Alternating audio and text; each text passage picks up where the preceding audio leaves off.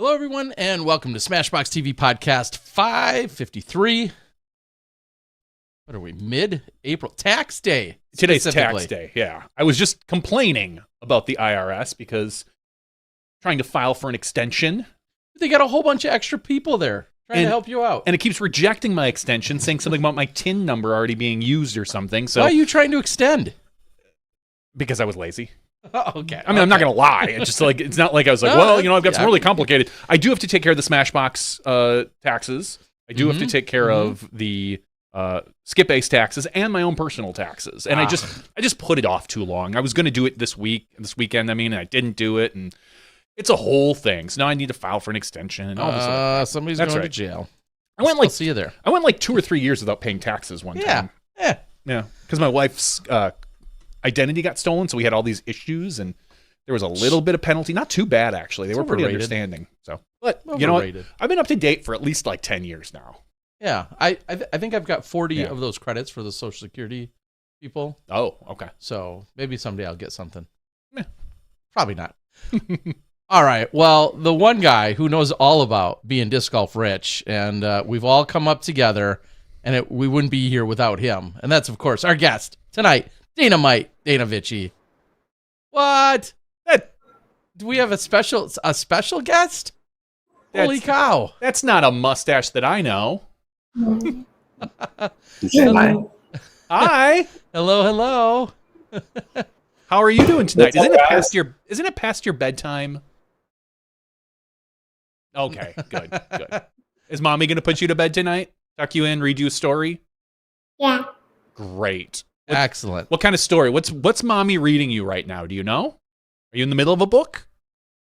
Who is Dolly Parton?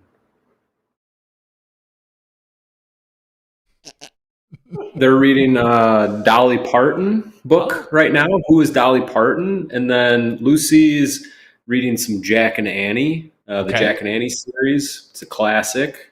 I'm a big Jack and Annie fan myself. What else are we reading? Babysitter's Club. Oh yeah, classics. We read lots of books here. We're on the graphic novels. The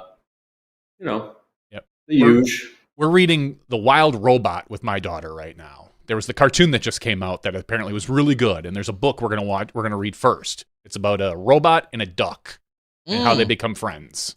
It's supposed to be really good. My wife's mostly reading it, so. You've seen that? Mm-hmm. Lucy's seen it. Oh, you're an expert then, Lucy. Don't spoil it for me. Yeah.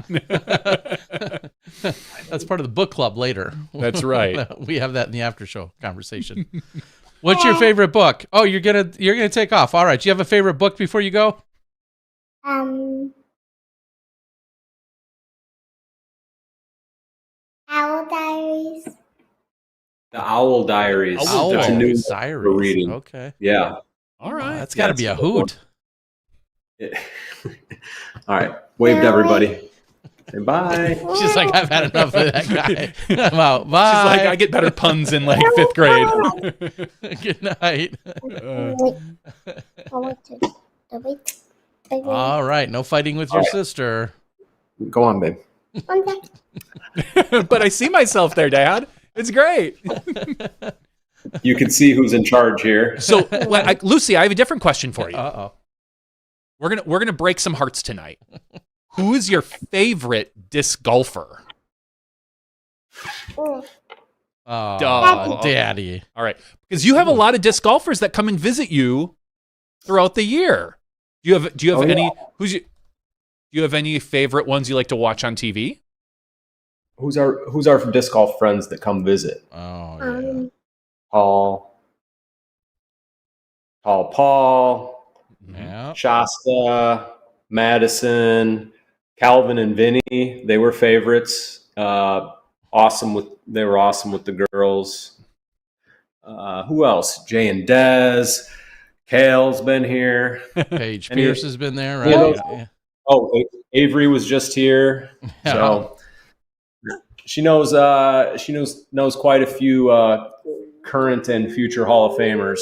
Yeah, I can imagine. She's met more disc golfers than some people dream about. Yeah. Like she's Lucy, you're a lucky girl. Put it that way.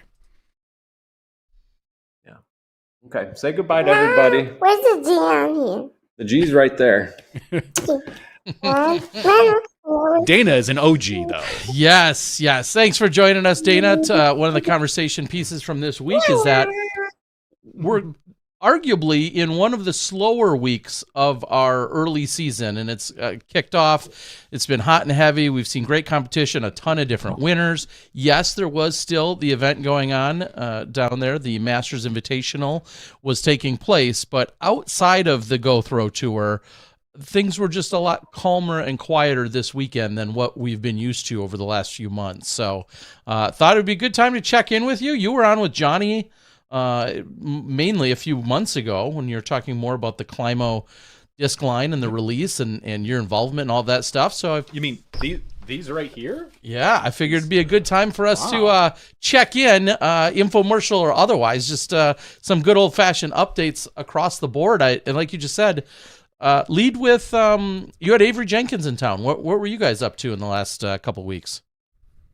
Yeah, Avery came and visited for about 5 days. He was here, and we knocked out a couple course designs before I left my previous position at Disc Golf Park. I had sold a course in Belvedere, Illinois. Mm-hmm. They had a kind of a outdated and dilapidated course in a multi-use park, and they needed. When I say needed, they needed a redesign. It was an incredibly dangerous course and missing, signs and baskets here and there.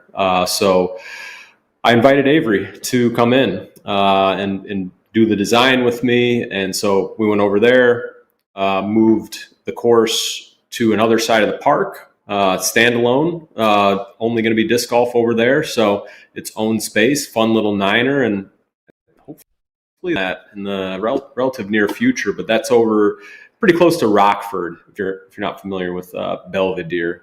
So we worked on that, and then as you may know, I've been working with the Paul Macbeth Foundation and project in Chicago with Hyde Park Disc Golf, and so Avery and I went up there. They finally got the go-ahead to permanently install 9 holes. So that's in Jackson Park on the south side of Chicago. So Avery and I went out there, and there's been a number of temporary layouts, and they've had temporary baskets up, and we finished off the 9-hole layout, which is I think they've got the permanent baskets in. They just had a C-tier flex start over the weekend, their annual event. But yeah, worked on that, and then we played a couple courses that I've designed, and then if you know Avery, he's interested in playing lots of courses.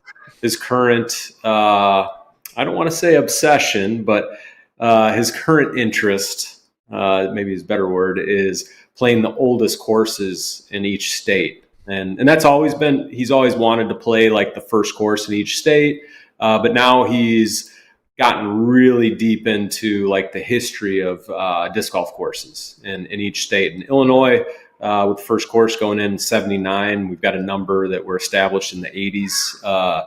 Avery wanted to hit up some of those early courses, even if they were or have been redesigned. So we played. I got to catch a couple of those with him, as well as a few of my courses that I've designed. We played Rotary Park in LaSalle, which is one of the top-rated courses in Illinois. And Avery actually he hit up a few of my other designs while I, sat here and worked at home. But we had a great time, and Avery's a great guest, and you'd be hard pressed to find somebody more passionate about disc golf and disc golf course design than Avery Jenkins. Yeah, I don't know if there's many people that have maybe played as many courses as him. Yeah. Much less, how many designs does he have under his belt? I think the last few years he's been averaging almost, he told me, I don't think it's a course a month. He might be doing roughly 12 courses a year, give or take. So yeah, and he's taken it to the point where he's doing a lot of the installs now as well. I mean, just this last weekend, he was in Buffalo, New York, out working on designs or pitches or projects, and look, per his social media, banging off some of the top-rated New York courses. So I think he's 1,600 plus courses played, which has to put him in the top 10. And he's definitely not number one. I don't know if he's in the top 5. Probably in that 5 to 10 range is my best estimate. Because there's some people that are just course monsters. Course monsters.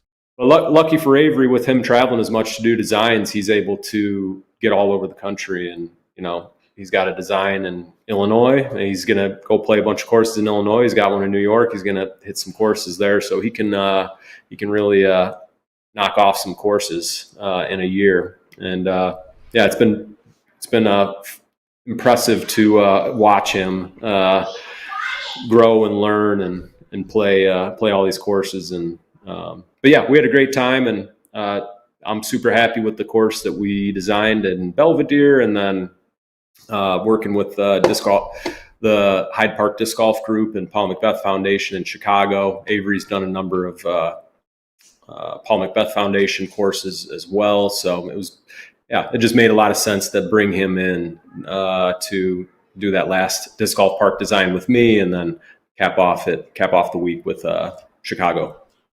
Yeah, and what knowing that you've done so much course design as well as him, is it funny to see where you guys agree or disagree, or maybe even where concepts overlap? I mean, how lengthy are some of those conversations when it comes to looking at a potential, we'll just say even just one hole? You're looking at a space where we'll say you both agree there should be a hole, but then with exact placement, of the tee and the pin, what are those conversations like with two experienced designers? Yeah, that's a good question. Two strong-willed, experienced designers, and I'm flashing back to 3 or 4 years ago, me yelling at Avery in the woods somewhere in Kentucky, where we did our first co-design. It's a give and take. We ultimately, we're both putting the safety of the players and other park users. That's our first and foremost goal. And then from there, it's, we're two very different people and have different approaches to course design, but it's all really, in the same breath, it's all really similar. We care about flow. We care about interesting holes, different lengths, different shot shapes. So honestly, it's really easy to design with Avery, especially since he takes things to the next level. Like Avery's out there with a tape measure, measuring distances from brush, from trees to the greens, and making sure the spacing's all correct, and then tees, and he really takes things to the next level and makes it easy for the customer, in this case the park district, to go in and design install the course as they're doing the installation on that one. But I'd say it was pretty smooth sailing. There's really the only, I think, spot where we were kind of going back and forth was hole 1 at the Belvedere project. I wanted it over here for various reasons, and he wanted it 25 to 50 feet over on the other side for various reasons. But we ended up in that case going with my position, and then later in the course there was a spot where I might have gone a different direction. We went in Avery's direction. So it's a give and take, and we both respect each other immensely, and so that helps. But also we're very passionate, and I can be outspoken, I think. I think I can say that. Yeah, and like you said, both of you have a ton of experience and have seen every part of it, from promoting and advocating for a course at the park district level or at a park meeting, all the way to then physically getting your hands and feet and knees and everything else dirty on an actual install day, and every component in between. So the fact that you both know all of the steps and all of the procedures is so helpful. I think back to, I know you've done a ton of actual installations as Avery and his mom were physically moving earth and dirt and cement and everything else in Hawaii just as recently as a year ago for an install there. So to know that, these people, you are both so hands-on and involved, just a matter of finding those exact spots and placements. Interesting how course design is, of course, it continues to grow and adapt to our new game, our new players, new considerations and concerns, but even things like a Bushnell rangefinder making the process quicker, more convenient, easier to just get after things rather than maybe walking around with a wheel or taking some best guesses, or the advancement of the GIS systems and mapping and Google Maps, UDisc. Like there's so many more tools that I think help strengthen and make the process quicker. Is that a fair way to look at it?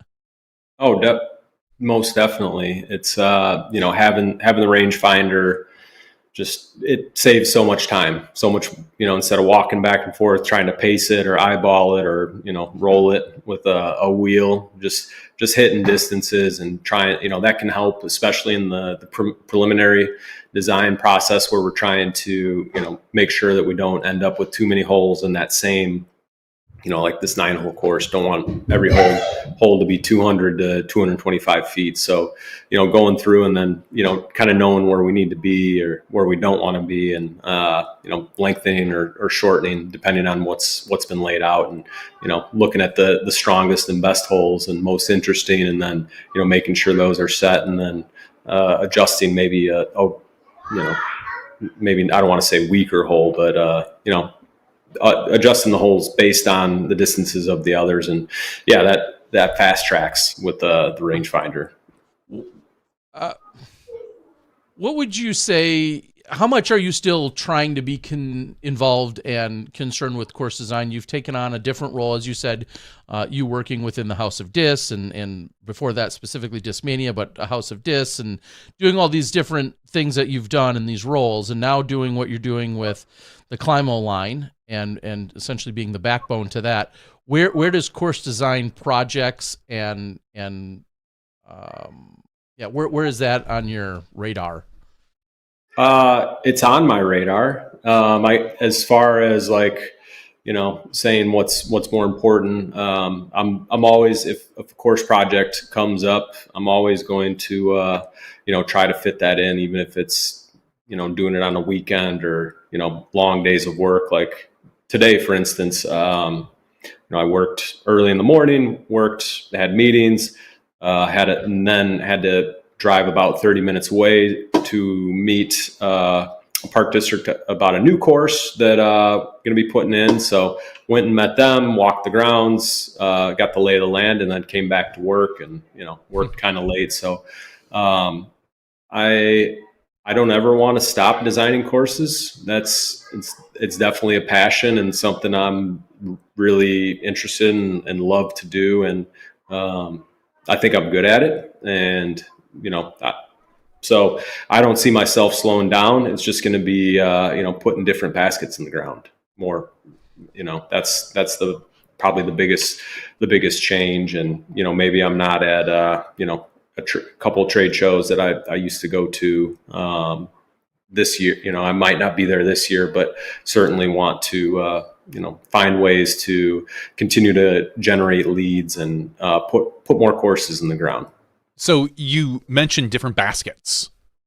I saw a post today from Kale about some custom baskets he has through Discraft. Like what? They're tailored to Kale. I believe they have a specific it's the colorway, right? Yeah, it's the colorway. I think he called it Robin Red or something along those lines. Can I be his Batman? Okay, sorry. Should have gone with like Molitor Blue is what he should have gone with, but whatever. Anyway, is that something that you have access to now, or like a Dana Vicich line of baskets? I mean, I don't think I'm going to be asking or requesting for a specific colorway, but I will be, whether it's a Chain Star or a Chain Star Pro, ideally Chain Star Pros, but some courses, maybe the budget wise, or it's it calls for just the Chain Star, which I think is still a fine basket. So I don't. You know what? I might have to text Bob to demand. I think you should. My own color, but also talking about course design, that's something that Ken Climo is really interested in, and that's something that I want to open up and kind of put out there for the disc golf world here. Once get our feet under us a little bit more with the brand is getting Ken out there doing a couple different course designs a year, because he's super passionate. Ken's happy. From what I've picked up, he's happiest when he's got a disc in his hand or he's talking disc golf or disc golf course design. He's very passionate and cares about all of that. So I would love to advocate and help find course designs for Ken. So if anybody out there wants Ken Climo to design their course, let me know. Yeah, I was going to say, is that a 2-for-1? I mean, that might be you get the Kenny and Dana, insight possibly on a design opportunity, huh? You two showing up. I don't think Kenny's done too many courses. I think he's had his fingers on a handful. Yeah, he's had his fingers on a few, but I know he's worked on Cliff Stevens' his home course. They've added in long basket placements or long tees or alternates, and I think he's been a part of that, and has certainly collaborated on other course designs throughout his career. So I see that as, in my eyes, like, I'd love to have him do a couple courses a year and make it a Ken Climo course design a thing where you can bring the champ in to design a signature course. Yeah, one thing that speaking of Ken and a number of other players, we often say, just because you're a phenomenal player, or a really good player, or a Hall of Famer, or legendary, whatever, doesn't necessarily always equate to you being a good commentator, someone in the media. It doesn't equate to that. It doesn't necessarily equate to you being a good trainer or coach necessarily. It doesn't equate to you being a good course designer necessarily. All those aren't true for Ken, though. Like, you can throw those out the window because Ken is legendary and then does have the IQ to do all of those other things. It's just he's so unique in that sense. Like, I think there's a lot of assumptions that get made one way or another in terms of being a good player as to what you are or aren't capable. But by what we've all heard and know of Ken throughout all of these years, that he is one of the as they say, I guess the best or the highest disc golf IQs that's out there, because he thinks about so much more stuff than the three of our brains could ever put together. He's already thought about, probably decades ago in a lot of instances of I'll never forget one time I was actually playing with him in an event, and he was checking the wind on a particular hole. He was throwing up some grass. We were getting back around there many holes later, 5, 6, 7 holes later, but because of where the hole was and the way we were positioned, he was actually just checking the wind for when we got back around there, a half hour, 45 minutes later. I'm just like, okay, yeah, I would have never thought to walk up the fairway, to go out of my way to go look at that, to be thinking about it when we get there. It just, and I know that might sound so elementary and obvious, but things of that nature, you do enough of those over your career and already be a damn good thrower, and clearly you're gonna, go on to do things like win 12 world titles and be revered as one of the smartest disc golfers to ever play, because he wasn't out throwing everybody else on the planet, year in and year out. He was out playing them in a lot of other ways. So anyway. Yeah, Kenny and Dana. I feel like that should be a show too, the Kenny and Dana show. I don't know. Maybe Kenny Dana podcast. Is there room for another one on Tuesday nights? Yeah, why not? Yeah, sure. Throw them all in there. Keep them all going. We could always use more insight. That's for sure. Last time you were on the show talking about the brand and what you've been doing. I mean, I don't need. I know it's tax day and all. I don't need a financial disclosure or anything, but just how are things going? How there's a lot of question about how the brand would be received, and the big stir up, obviously, with him leaving Innova, going to Discraft, and then you being one of those key components as an old school player yourself. How things been going? Good. Super busy. We're. I don't know if you guys can hear. Oh yeah, it's all right. Up there. Things have been going well. Really busy. Right now, for instance, main focus is getting our wholesale program and more so our Shopify wholesale store built out and ready for wholesale customers. So up until this point, we've just been working with brick and mortar accounts and allowing them to sell in store. One of the thoughts there was that we wanted to drive traffic to disc golf shops. Oftentimes they feel like they may not get support from manufacturers, or manufacturers are taking sales in-house and kind of cutting them out. And the brick and mortar, in my opinion, is those shops are so important to disc golf communities, whether it's running events, introducing people to the sport.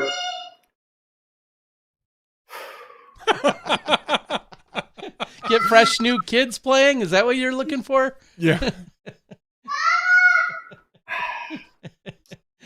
This is one of the reasons why I don't join you guys very often. This window is a challenge. But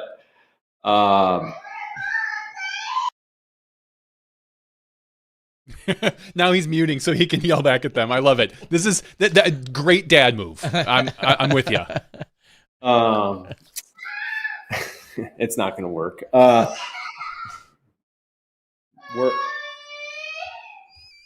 What were we talking about? Supporting the brick and mortar stores, getting them established. Okay. And also that's given us a chance to build it out on the back end, and to kind of scale things up. So I'd say things have gone really well. We just released the latest disc, the fourth in the line. That's the Osprey, right? Yeah, the prototype Osprey. It's a speed 10 disc. I think flight numbers preliminary are 10.6, -3.1. So pretty understable disc. Got one here, but this is a new plastic as well. We're calling this our Victory Line plastic, and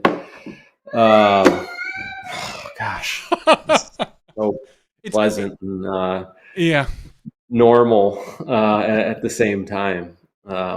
This is let me tell you, for all you young listeners out there listening, this is the best birth control you could ever have. Be safe out there, young men and women, unless you want this. As you're developing the molds, obviously, and you guys are working those out. When it comes to the plastic types, it's clearly no secret that they're coming out of the Discraft factory. Are there sometimes variations to what's existing Discraft plastic, or is it largely the same plastic? You guys branding it differently. You call it the Victory Line, for instance, looks somewhat Z-like. Are you making slight adjustments? Are those things that Kenny's concerned about? Is differentiating from a Z-line in that case, or is it primarily a Z-line that you guys are embracing as your own Victory Line? It is not a 1-for-1 Okay. on the Z. And like the major line, which is the opaque premium plastic blend counterpart to the Victory Line, that's also its own blend. Okay.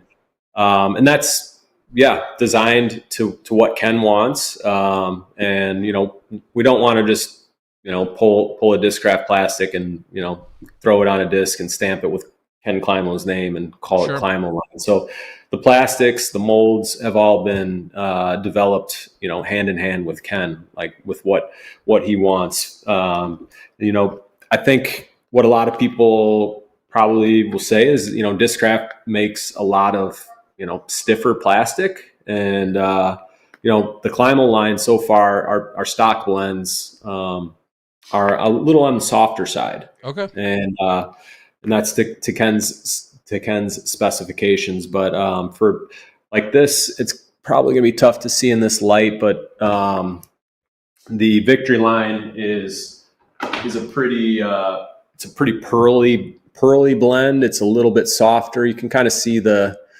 pearl into that. Maybe even in the right light here. But so definitely different than Z. The major line, which is right now the top end for the Climo line, like I said, is an opaque blend.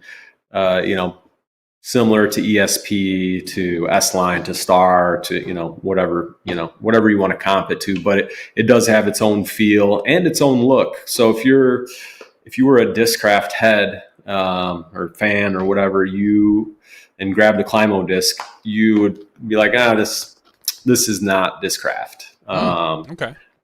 So it's definitely very different. And then we're doing some different things with the molds as well. So they're coming out with a different look and feel than what you see from Discraft. So there's a number of differentiations between the Climo line and then your Discraft stuff. And one of the other things that, let's see, that I really like, because I'll admit I didn't throw Discraft for a long time, but when I would pick it up, I'd be like, oh, what's up with the tooling? I got to find the right spot to grip it.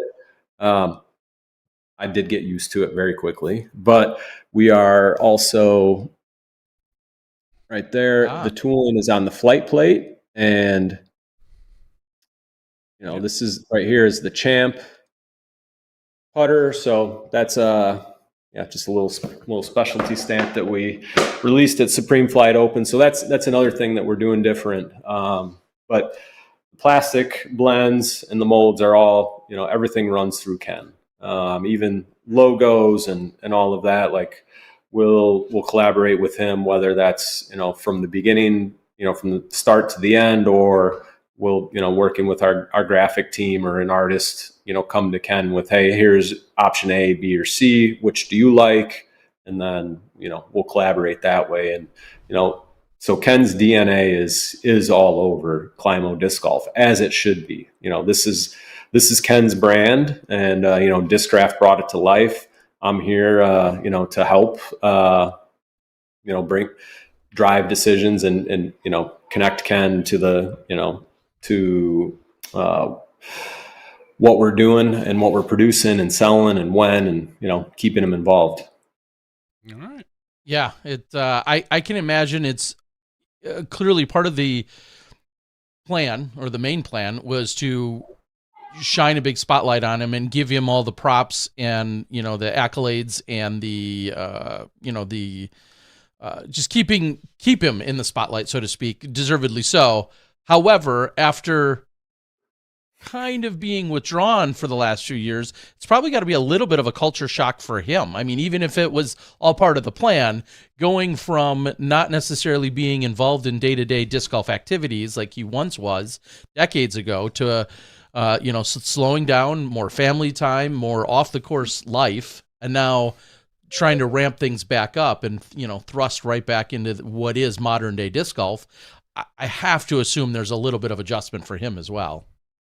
Yeah, and that, I can only project, but yeah, we'll say went from, I don't know if it was 0 to 100, and involved, so that's something that I try to keep in mind, because, a lot of opportunities are coming Ken's way, and most of the time, or a lot of the times they're coming directly to me, or they maybe reach out to Bob, and then Bob connects the dots. And so then, I'll meet or have a conversation, and then bring opportunities or whatever it might be, whether that's commentary or hopefully course design or whatever it is, and bring that to Ken. And there are days or weeks where I'm like, oh man, I'm asking, I've got 5 things that I need answers on, but yeah. I don't want to ask them all at once. And so trying to make sure it don't overwhelm, but I probably have in some cases where it's, like, hey, this tournament wants you to do X, this one wants you to do Y. And, also, can you do this? Can you sign this? Can you make a video? And can you do, Yeah. it is a lot. And I'm sure it's been a different change of pace for him, but I do think he is enjoying it, and he deserves it. I think it's great for disc golf, and I'm excited for him, and also excited for the position I'm in to help advocate and grow his brand, and ultimately his legacy, his already incredible legacy that he's already done on his own, and throughout the years morph it into something new, and figure out what it is. So we're still figuring things out in some cases, and on how on where, when, and how, and what. But I'd say all in all, it's been so far. What today is? Yeah, we launched on January 15th. So yeah 3 months. We're into it 3 months. The 90-day assessment, unintentionally getting it. Do I have gray hair? Hey, you still got some, so you're ahead of some of the other MP40s, which is a good thing. Well, I guess. Yeah. Good's maybe relative. How about yourself in terms of shifting gears of what you were doing again at the previous employment, now busier than ever. You're essentially launching a whole new company with Kenny, but playing a little bit of golf, switching up some plastic that you're throwing, I'm sure. And did I see you MP40 Worlds in Minnesota? Not too far away. 5.5, 6 hours from you, probably. Little Minnesota. It's a work write-off. I'm sure he's at the Fly Mart. I'm sure. Yeah, I am signed up for 4 Worlds, and I played my first tournament not last weekend, but the weekend before at Delwood, a B tier, and it's first time with the new bag. So I'm throwing all Climo discs and all Discraft. Okay. So probably I'm still learning some things. There's still a few spots where I'm kind of think there's a few times where I was thinking about my original prototype Cloudbreaker that was in my bag since before they released, literally was in my, just when you throw a disc for 3, 4, 5, 6 years, and throw it in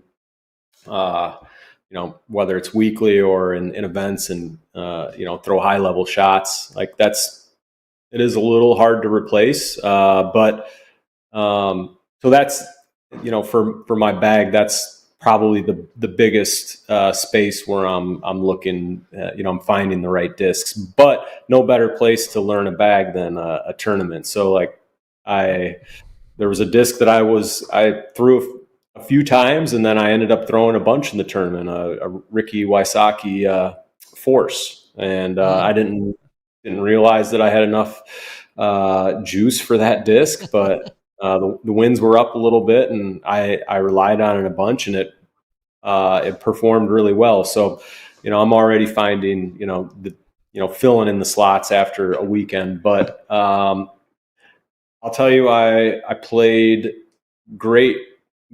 Like, I played really good golf for about 65% of the tournament. 20% of the tournament was average, and then I literally, just like disc golf, like, you never know what to expect. And like, I've played a ton of tournaments at Delwood, a ton of rounds. Like, I'm super comfortable there. There's probably 5 holes where I ended up in places I have never been. You're like, I designed this, and I've never been here, honestly. Like, in one case, I just, it was they were bad throws. Like, it was me, but I just was shanking and like doing things like hitting a tree and going out of bounds, and I took a number of fives, and but anyways, I lost by a stroke to Tony Reha from Northwest Indiana. Played a few tournaments with him last year, and I think he got a couple second places in those events, so he was able to kind of flip the script on me, and he got me by a stick. I tried to hunt him down, but through some, just ended up in places that I'd never been, and I probably made some bad decisions to press. But if you've played Delwood, the creek comes into play quite a bit, and it's easy. It is really easy to take a 5 out there if you go out of bounds. Like, it's hard to get up. It can be hard to get up and down depending on where you are at. But the creek comes into play, and I don't know if it's 5 holes or something like that, 6 holes. And I took a number 5, a number of 5s. But I'm putting with the Champ, so that's the Climo line putter. It's a beaded putter. I feel super comfortable with that. The Skyway is speed 11. Use that quite a bit, but it doesn't. It goes really far, but it's not the for a higher power shot in the wind is probably it needs, unless you can really butter it. It's not, you got that Kevin Jones super hyzer flip touch, which I don't have, nor do I have that kind of power. But and then the Bel Air, the mid range, throwing that pretty well. Throwing the Climo disc, and then there's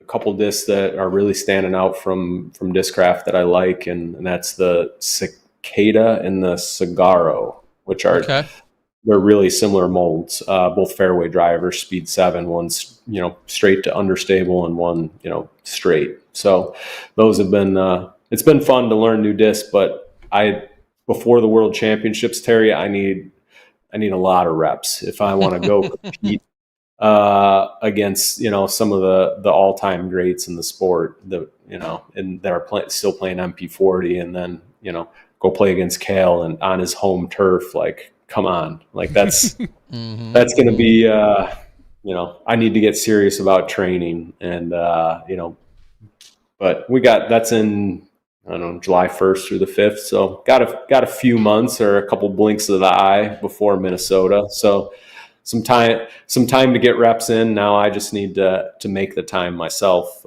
between, what I got going upstairs and what I got going here. What weekend is Masters Worlds? The 1st through the 4th, I want to say, of July. July? Yeah. I'm going to have to take a look at my calendar. I don't think I'm going to play, but it wouldn't be beyond for me to be out there. Yeah. It's in Minnesota. I have offices in Minnesota, so I could maybe make a work trip. Yeah. And spend an hour in the office and 7 hours out on the course caddying for Dana or something. That'd be a lot of fun. I'd love that.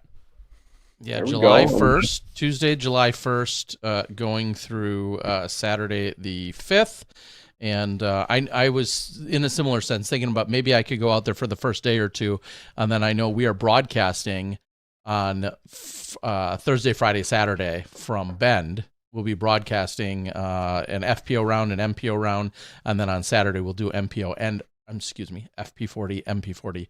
We'll be doing those rounds as well. So they're going to all be on the Disc Golf Network this year, which will be the first time Masters Worlds will be fully featured as a option on the Disc Golf Network. So, and there's nobody better to be doing the play-by-play and color than two old guys like you and Dogs. Yeah, so let me just say, two guys that belong. Well, maybe Nate doesn't quite yet belong. He does. 40 this He's 40 year, now, so he'll be 40 in a few months. All right. Well, then yes, next month. No better people. Maybe you can maybe throw Philo in there, but he might be playing. I don't know. So speaking of who are some of our, we all know like Big Germ and Sexton are both new masters. Who are some of the, any other masters off the top of your mind? Or Joe Revere Well, like you're saying new he's ones? saying new ones, yeah.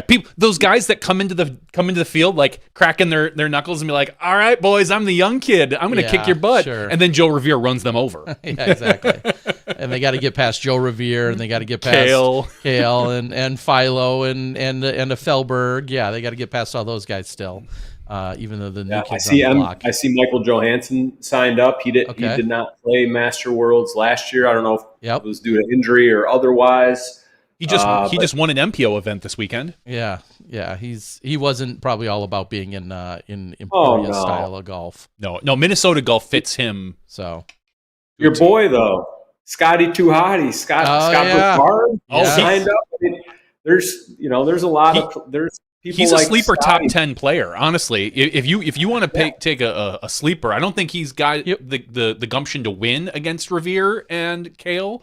But I mean, it wouldn't. No one. It wouldn't shock me. But he's almost a definite sleeper top 10. Yeah, and there is no one that will finish in front of him that's wearing jeans. Yeah. No, he's the only one.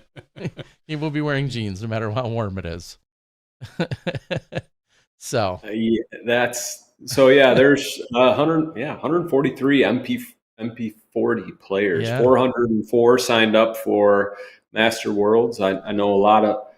I think some of the divisions filled up rather quickly, but yeah, that's Jason Wilder and obviously the PDGA putting on that show. But I know MP40 is playing Kaposia and Blue Ribbon Pines, so I think both of those courses are 27 holes, but we'll be playing 18-hole layouts, so probably a couple holes, like you usually see at BRP.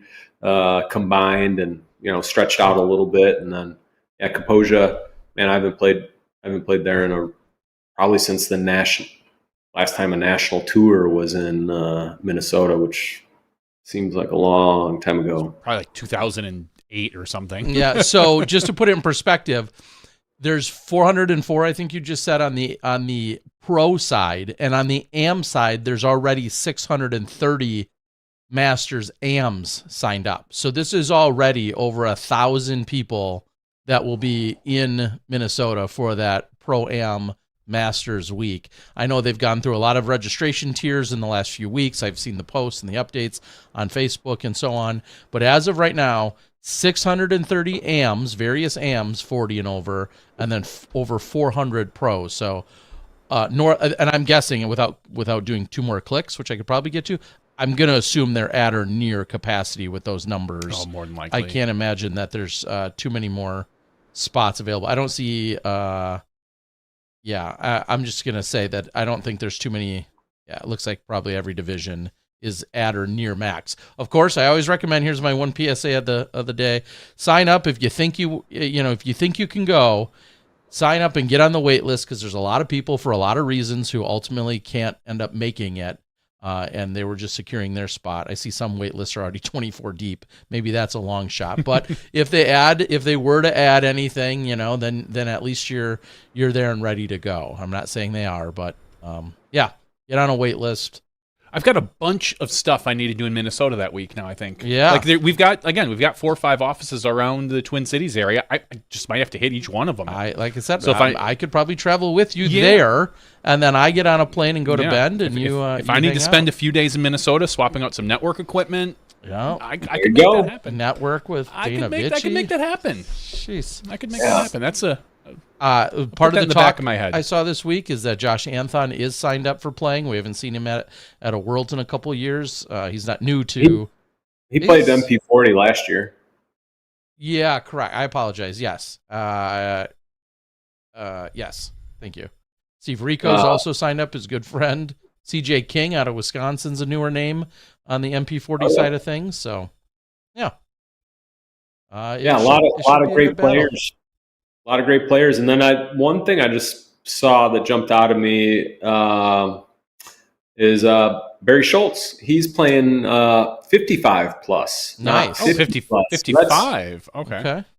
Yeah. So, that's interesting. Look, the MP50 division is full at 72. And at the top of that, ratings wise, is Johnny McRae and Schwebe.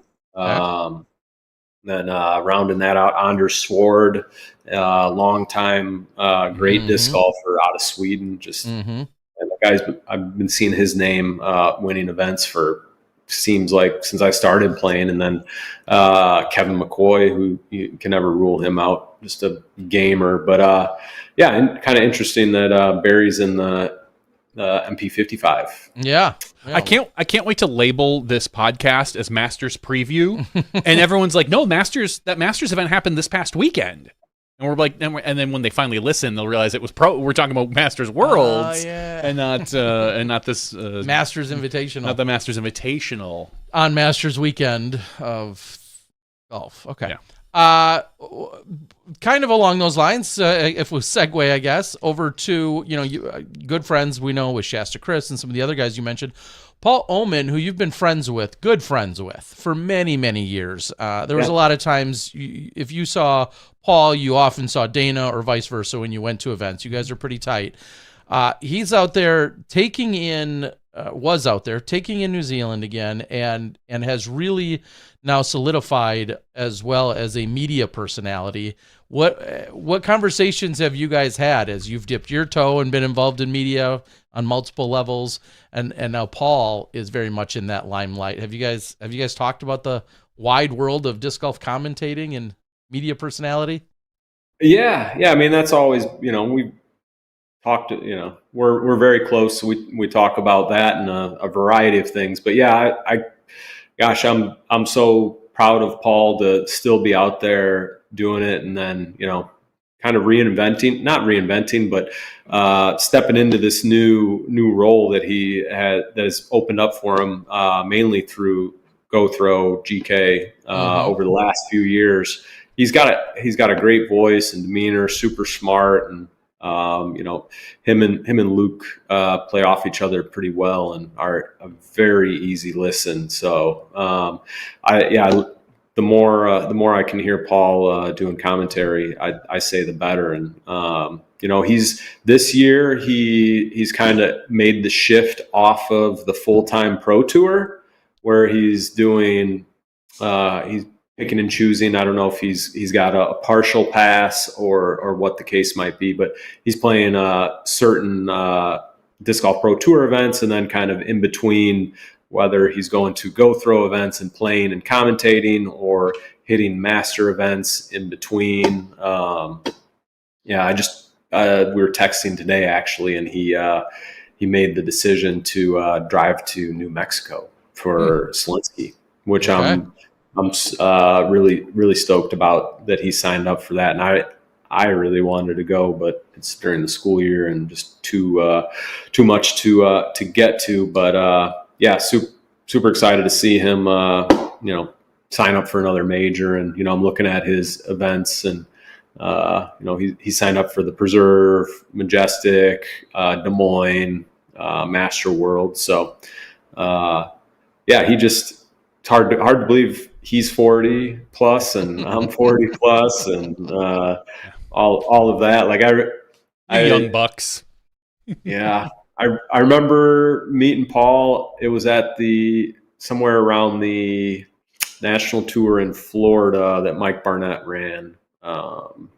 Terry, what was it? But yeah, I'm thinking Players Cup when you were in the post Players Cup. It was only a one year they ran the NT, but I remember like seeing Paul, and we were kind of like two outcasts, long haired dudes, and kind of got to know each other, and then I'm Illinois, you're Indiana, and and the next thing you know, we're driving around the country in a van together. But yeah, super proud of Paul again, and I have not taken in the Gothrow coverage yet from the weekend. That's going to be something I'll probably fall asleep to the rest of the week here. But yeah, that looked like a pretty fun event. They had better weather than the first Gothrow. It seemed it may have been windy, a little windier, but not quite the mud, and looked like they really were able to showcase Eagles Crossing. Well, hopefully Paul thanks his dad for letting him borrow that red jacket. because that he looked like a child in that thing. It was so big and baggy on him, and Paul's a skinny guy, so it wasn't fitting. It was. Well, he just needs the Luke sweatshirt underneath. Like that's true. If he would have put the Luke sweatshirt on correctly. But yeah, I got a kick out of that. I saw that picture and I chuckled. I was like, "All right, boys, I see what you're doing there." But working it on the on Masters weekend. All right, Dana. It's crazy to think here we are another year. You were here in the very early on. Funny to think it's episode 553. When, if we look back at the first 100 or so episodes, how many of those, and then some, you were involved with joining us show after show after show. Is there any other takeaways when you're thinking about just the state of disc golf here? It's 2025, like you said, 90 days after switching your career into a different role, still within disc golf, but your role over at Climo Disc. What do you think about the state of disc golf? Man, I think we're in a really good position, and you hear talk about disc golf taking a dip, and I really don't think that's the case. I think there's still more people playing than ever. It's just maybe they're not buying as many discs or playing in tournaments, but still lots of people out on the courses and more events than ever. I think disc golf is figuring out, who it is right now. And it's so much has changed from the, pre-pandemic to the pandemic to now we're in the post, and it feels like it may be down a little bit, but I don't think that is actually the case in reality. I think still it's more, we're seeing the Disc Golf Pro Tour as much as you like to, as much as we see people kind of rag on it and this and that, like the Disc Golf Pro Tour is doing incredible things, and I think is, better than ever. So the professional side is great. We've got new great brands popping up every year, Climo Disc Golf, more media, more, disc golf is it's finding itself, and we're in a really good position. And as talking course design as we were earlier, like I'm getting hit up more often than I was last year, more often than I was the year before, and so from what I'm seeing from my metrics, disc golf is still booming. It's just hey, the world is a little weird right now, and people don't.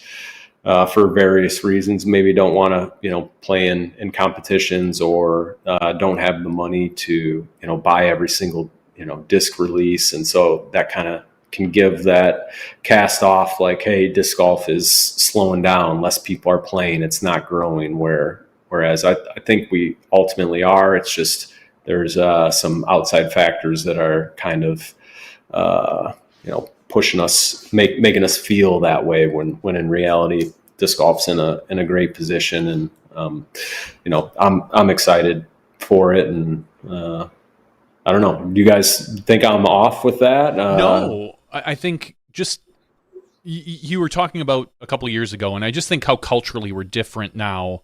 How there was such a big during COVID, such a big collectibles market for anything and everything, from Pokemon cards to discs to old DVDs. I remember seeing people are like collecting these old CDs, and like we just had this whole everybody was kind of felt like they were buckled in, and there was a nostalgia boom, and part of that was a collectible thing, and that's what really affected disc golf. And not only did we have a shortage of plastic for a little while, but I think that just kind of ramped up into our collectors mentality, where we saw people that were able to, Discmania was big in this. They would release so much collectible, quote unquote, collectible stuff, unique. Like, oh, this is a run of 500. This is a run of 55,000. And people just ate it up.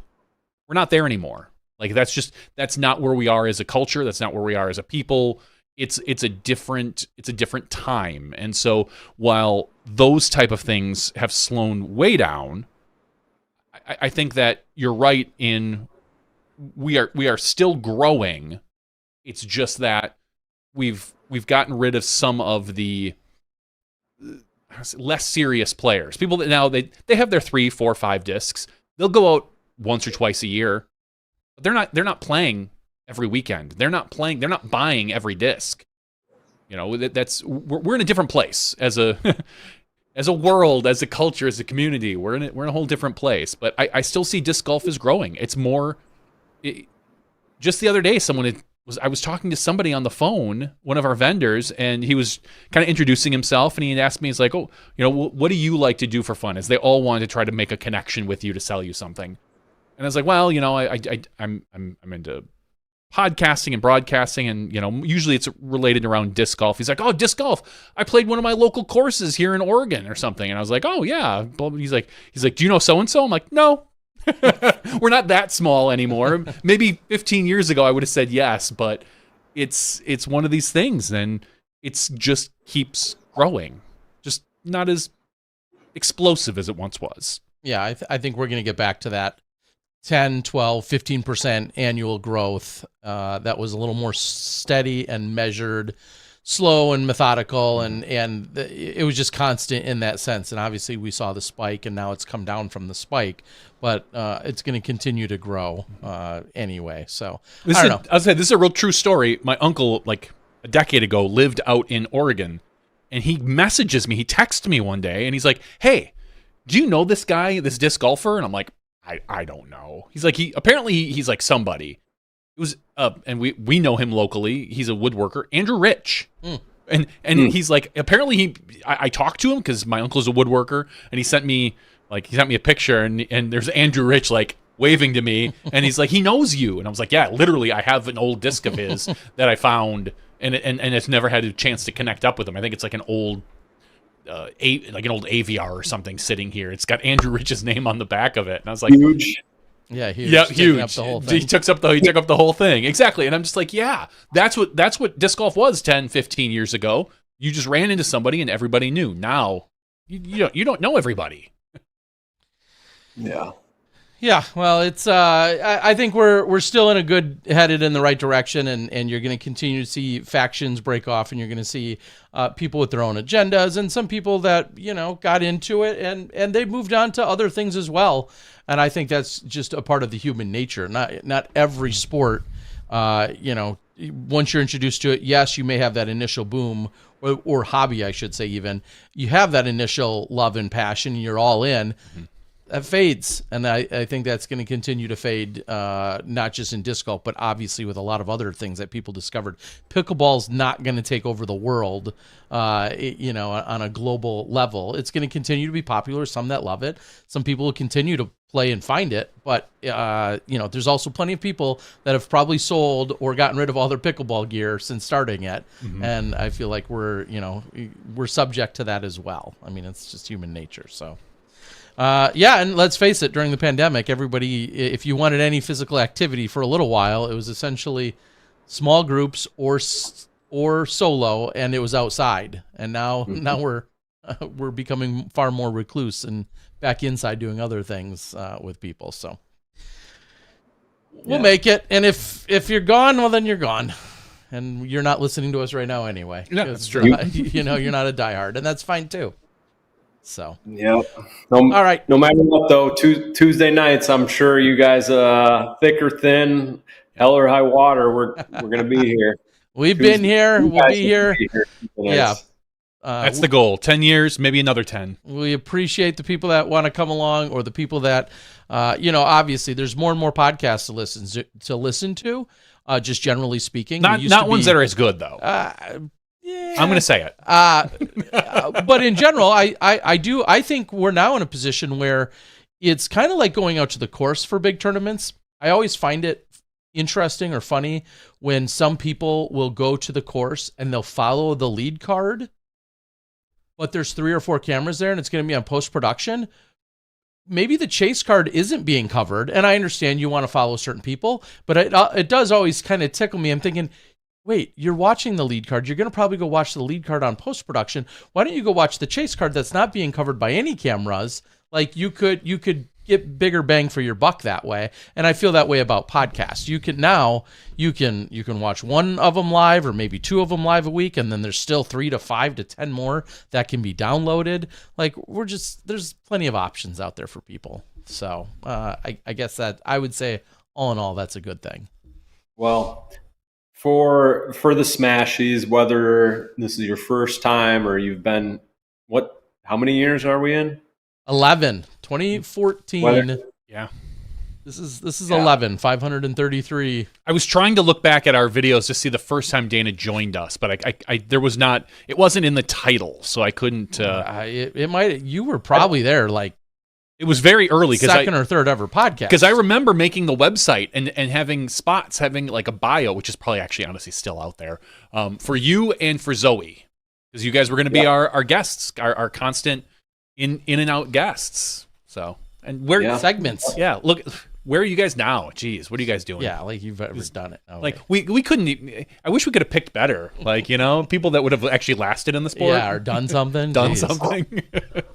I use you guys as a trampoline. Look at me now. Oh, man. We've been left blessed. Us behind. We've been blessed with the company we surround ourselves with. That's for sure.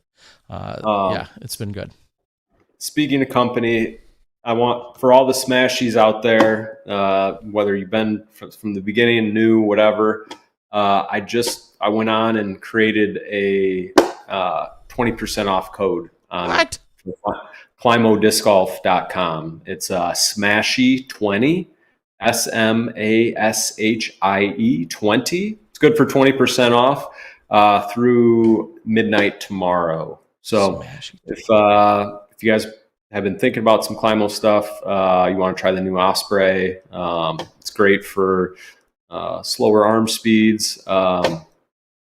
I like it too for hyzer flips. Definitely, if you got some power, you got to butter it though to get it to fly, or you can shank it as hard as you want and throw rollers. But Smashie 20 for all my Smashies out there. But yeah, it's Terry and Johnny. It's good to hang out again, and kind of interesting that it ended up 3 months later since roughly since the last time I was on, but.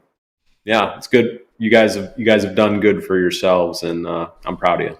Well, thank you, buddy. Yeah, it wasn't intentional either. That it just happened to be 90 days later. Obviously, a little bit slower in the news cycle, and I just figured it was a great time to catch up. But wait, obviously it's slow because I'm no.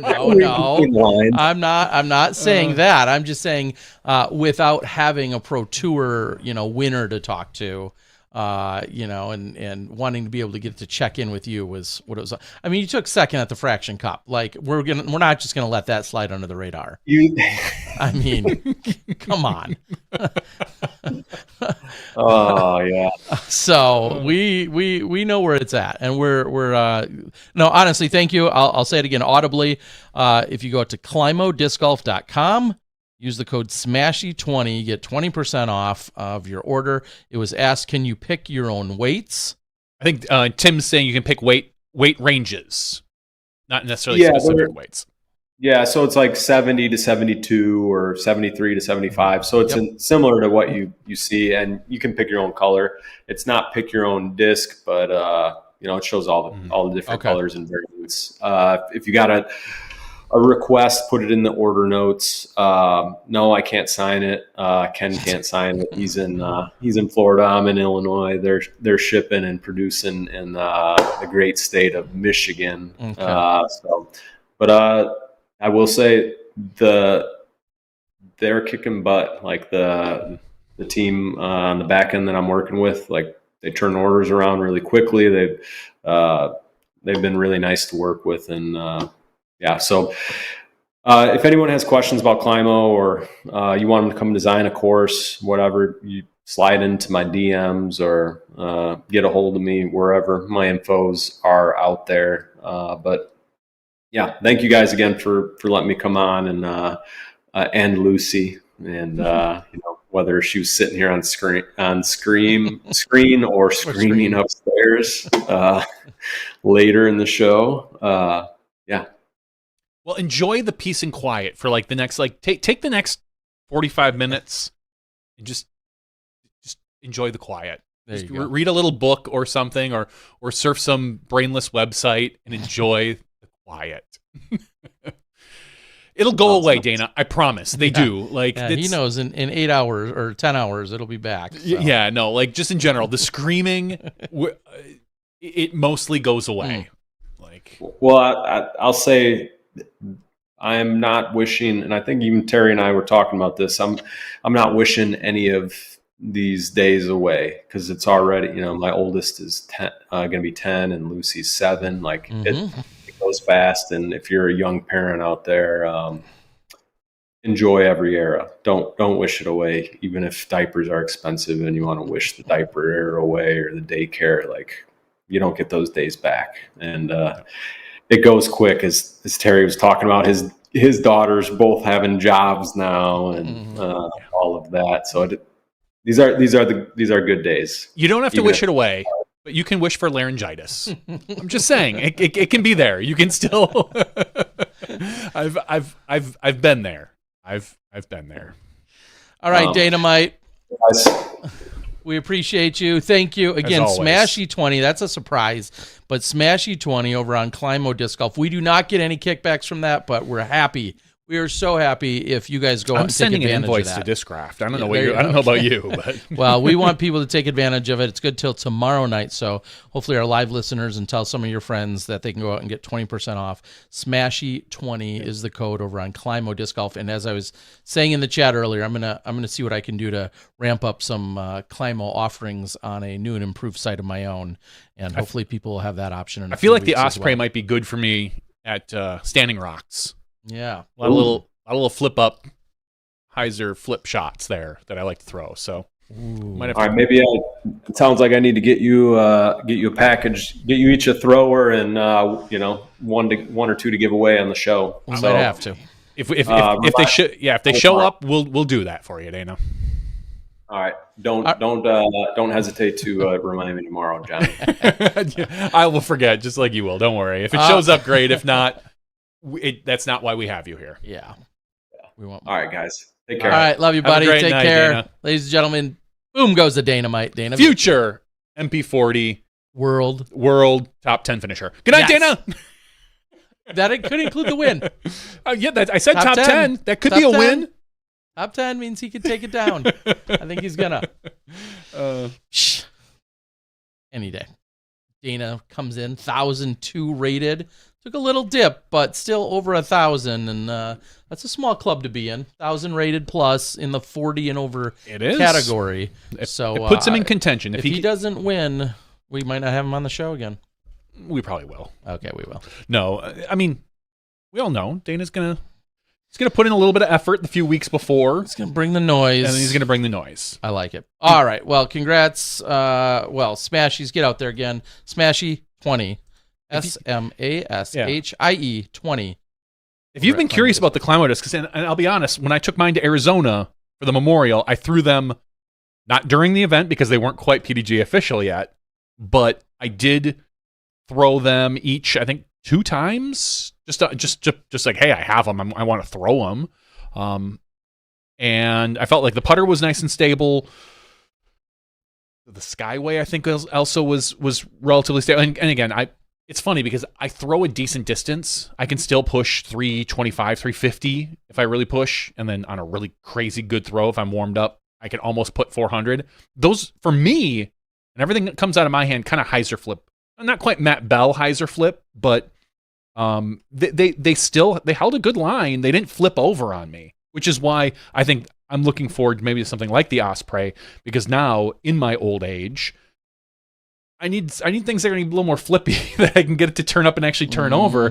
I've been having performance issues with that, Terry. It's been a few years of that. I'm just saying, getting things to turn, getting things to get up and over is a little more difficult this age. You can stop anytime now. You can stop. Let's speak of some tournament results. Sure. And we'll lead with a few PDGA ones, and then we'll finish out on the master side of the Gothrow Tour. But let's lead with some PDGA results from some of our bigger events. We had a lot of A tiers this weekend. Yeah. Just all spread out. So this one was in Winfield, Kansas. It's the Classic in Cowley presented by Innova. GT Hancock takes this down in a tie with Joel Freeman. Wins in the playoff, clearly.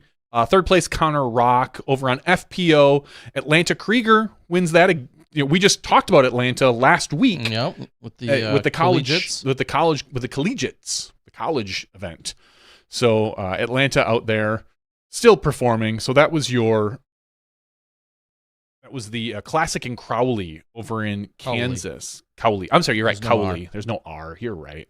It's an old supernatural thing for me. All right. If you know, you know.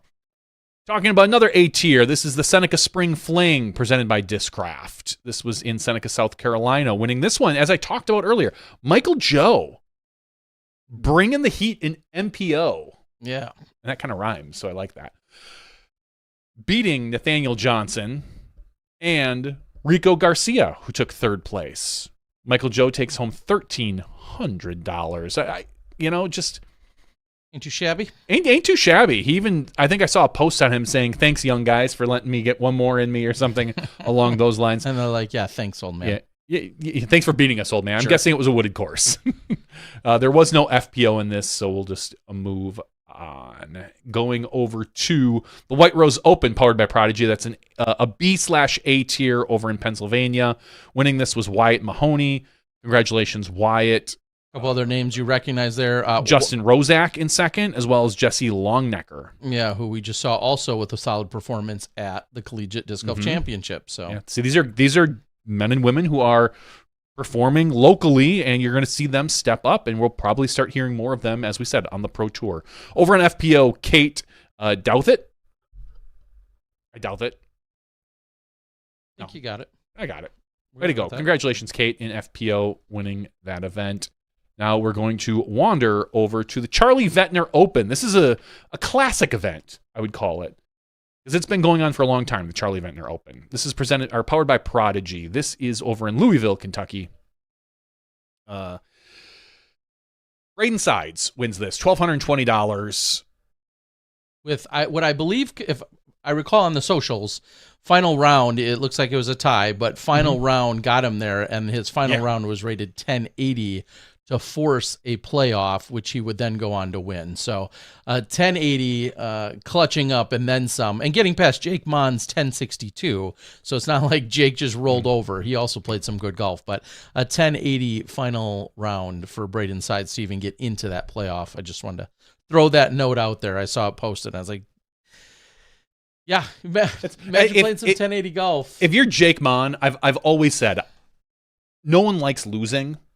But if you're going to losing to someone who probably shoots something like a course record or some 1080 golf. Some 1080 golf, you can't complain. Yeah. You got beat. Period. Yeah. It's not like you went out. It's not like you went out and shot 1,002 rated, and he's like, oh gosh, I could. There's like 4 strokes I know I could have picked up. You walk off the course even at a 1027, which is what he normally is, which is what he's rating. He shot 35 points above his rating. You walk off that course, you're pretty happy. So if someone comes back and is like, let's go to a playoff, buddy, you tip your hat. Yeah, so 2 strokes short of an 1,100 rated round, roughly. So, yeah, nice work. Second place, as we said, Jake Mon, who lost in the playoff. Third place, Christian Quoksa. And in fourth place, I just want to mention 2 people, Ryan Mon, Jake's brother, and Batman, Dutch Napier. And Batman's normally an MP40 player. So congratulations to all of them. Over on the FPO side, you see Eliezra winning this one. Congratulations, Eliezra Midling. $470, besting Maria Nina Guerrero. So congratulations. That is the Charlie Vettner Open, powered by Prodigy. And then we're going to move to Birmingham, Alabama. This is a long one. Daviston and Gale Insulation presents the Magic City Mega Bowl, sponsored by DGA. Got it. Nailed it. Winning this one was Austin Rush. Second place was Brandon Green. And in third place, Aiden Scott. So Aiden, a regular tour player. I'll give him a shout out just because I'm sure he'd love it. Fourth place, Bo McLaughlin. Congratulations, Bo. Tying with. Oh, if you're going to read did he? Oh, I missed fair. that. Oh, yeah, you're right. 100%. Tying with William Holt. So congratulations to your top 4 players. Going over to FPO, no shock, winning this by 21 strokes. Cadence Burge taking home $490, continuing her very, very solid year, shooting a 982 and 956 and a 1020. It feels like she's shooting 1,000 rated round once an event, which is, if you're playing FPO, that puts you almost lock into a top 10. If you can put up 2,000 rated rounds, that almost locks you into a top 3. So congratulations to Cadence, who is continuing her phenomenal season. Yeah, that's a 986 average for the weekend by Cadence. Nice work. Second place, Lauren Butler, and in third place, Emma Arp. So those are your top 3. Shout out MP40, Johnny McRae. When you see a legend, you mention the legend's name. We're moving over to Utah. This is the Northern Utah Spring Sling in Ogden, Utah. Noah Meinsma wins this by a single stroke over Joe Revere, who we've mentioned more times tonight than we care to. No, just kidding. In third place, Kai Kim. I should. Well, if this was this weekend, I should look and see. This week is the big robotics competition. And I wonder if Joe is down in Houston for that. It'd be quite a haul, quite a pull for him, but we'll see. So congratulations to Noah, Joe, and then Kai Kim in third place. Over on the FPO side, Katie Chews wins this, $275 over Charlotte Christensen. That is Utah. And then finally, another long one. Perfect. Another long one. Ready? Ready. St. Charles Open, presented by Smokin' Aces and the St. Charles County Disc Golf Club, sponsored by Latitude 64. Location, Wentzville, Missouri. Chris Clemens, the lefty, pulls this one in a playoff over Evan Scott. Chris wins $1,285, shooting a 1056, I believe that says, 1011 and a 1033. So congratulations to Chris Clemens. Evan Scott in second place, as I said. In third place, Chandler Kramer. Over on the FPO side, Owen Scoggins wins this, shooting a 17 under par, 9 strokes better than Hede Laine, who tied with Holland Handley. Oh, Holland Handley. Sorry. Nailed it. This was the event that Holland talked to us about. That she said this was that one she was going to hit in between events where she was giving her caddy the weekend off. So clearly, that's probably the problem. That's why she lost to Owen by 9 strokes. It's caddy related. Probably. But either way, congratulations to the top 3. Congratulations to all the women who cashed, but top 3 specifically because we mentioned them.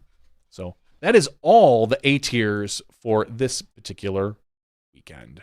I will then quickly, as we've referenced Joe a few times, I just sent him a message. I should have earlier, but I am seeing on one of his previous Facebook posts, and I'll see if I can get more details out of him that he posted yesterday. The Altoona Robotic Rattlers took down states, won the Triple Crown, and now we have 6 teams going to Worlds in a few weeks. I am so proud of what these teams have accomplished. Any one of the 6 could do great at Worlds, but a couple are in great position to do something special. We are excited. So maybe what I'll do is I'll see if I can reach out to my son. I think it would be fun if I could get my son to wander over to find out wherever Joe is, because it's this giant convention center where they're all together, and just go over and say hi. Like, hi, I'm Mason. my dad is John. He does Smashbox. It would just be a fun to kind of see that, to make that connection. I don't know if my son would actually do it, but he does. And to put in perspective, I was going to save this maybe for a little bit of after show, but the way my son talks about this competition, it feels like he's going to a red carpet event where he's like, Dad, we have 3 of the top 10 teams in the world in our division. And I'm like, well, I don't know if that's good or bad for you. Yeah. But I mean, maybe if you get paired up with one of these great teams, they can, you can coattail it to a championship. But he was like, I can't wait to meet OP Robotics. And I was like, yeah, that's awesome, kid. Cool. He's like, he's like the Simon Lozada disc golf. He's just like all the guys that didn't make the travel team. They want me to get all the tchotchkes, the pins and stuff that every team gives. He's like, 'cause I'm supposed to get some from this team, and I want to take pictures of their robot and this. And I'm like, And here I am. I'm happy for him, but I understand how my wife feels when I used to talk to her about disc golf. Yeah. It's like, oh, I went to this event. I got to see Johnny McRae and Kenny Climo and this and that. And she probably looked at me. She's like, that's great for you, honey. Yay. Now I know. I mean, I'm sure I understood before, but that's kind of how I felt. So I'm really excited. I'll see if we can. I'll see if I can make that happen. At least to go over. Would it be weird to send my wife over? She's there too. Like, so I'm a big fan. When you took down Masters Worlds last year, I watched it all in post production. Oh, Joe. She could just fangirl. Like, you throw so much farther than my husband. No, he does. Oh my God! If only like 200 feet. Yes. Yeah. So yeah, I mean, but anyway. Yeah. The other big tournament taking place this weekend, which many of you consumed, we'll be the first to admit. I was super busy with a ton of things this weekend, but I did not consume any of the event taking place over at Eagles Crossing, and that is the Gothrow Tour, continuing the tour, which I believe is the third. Now, is this considered a stop on the tour still? It says Gothrow Tour, but this was an invitational. So I don't have those answers, and I apologize if those were within maybe the commentary teams and the overall coverage, but this was an invite event, and therefore I don't know if all of the standard tour Gothrow Tour rules and points and things like that were awarded similarly or not. But nonetheless, when it was all said and done, after the 2 rounds of competition, Anthony Barella, your champion. Yeah, and kind of dramatic fashion, to be honest. I caught bits and pieces. I have yet to bring in all the video, but Anthony wins by 3 strokes. No shock there. Like, oh, congratulations, Anthony Barella. What is a little shocking is that he picked up 1, 2, 3, 4. What was that? 6 strokes? 6 strokes in the last 3 holes. So ultimately, he went into the last 3 holes down 3 strokes and wins by 3 strokes. Unfortunately, don't think a lot of people saw that coming. You know what? At hole 16, I probably would have, before hole 16, I would have thought that this is Gavin Rathbun's event. Unfortunately, Gavin ends up taking a 7 on hole 16. And then Anthony Barella birdies it. So right there, that's a 4-stroke swing. And then AB birdies 17 and 18 while Gavin just pars them. So ultimately, like I said, a 6-stroke swing in 3 holes. Phenomenal watching experience.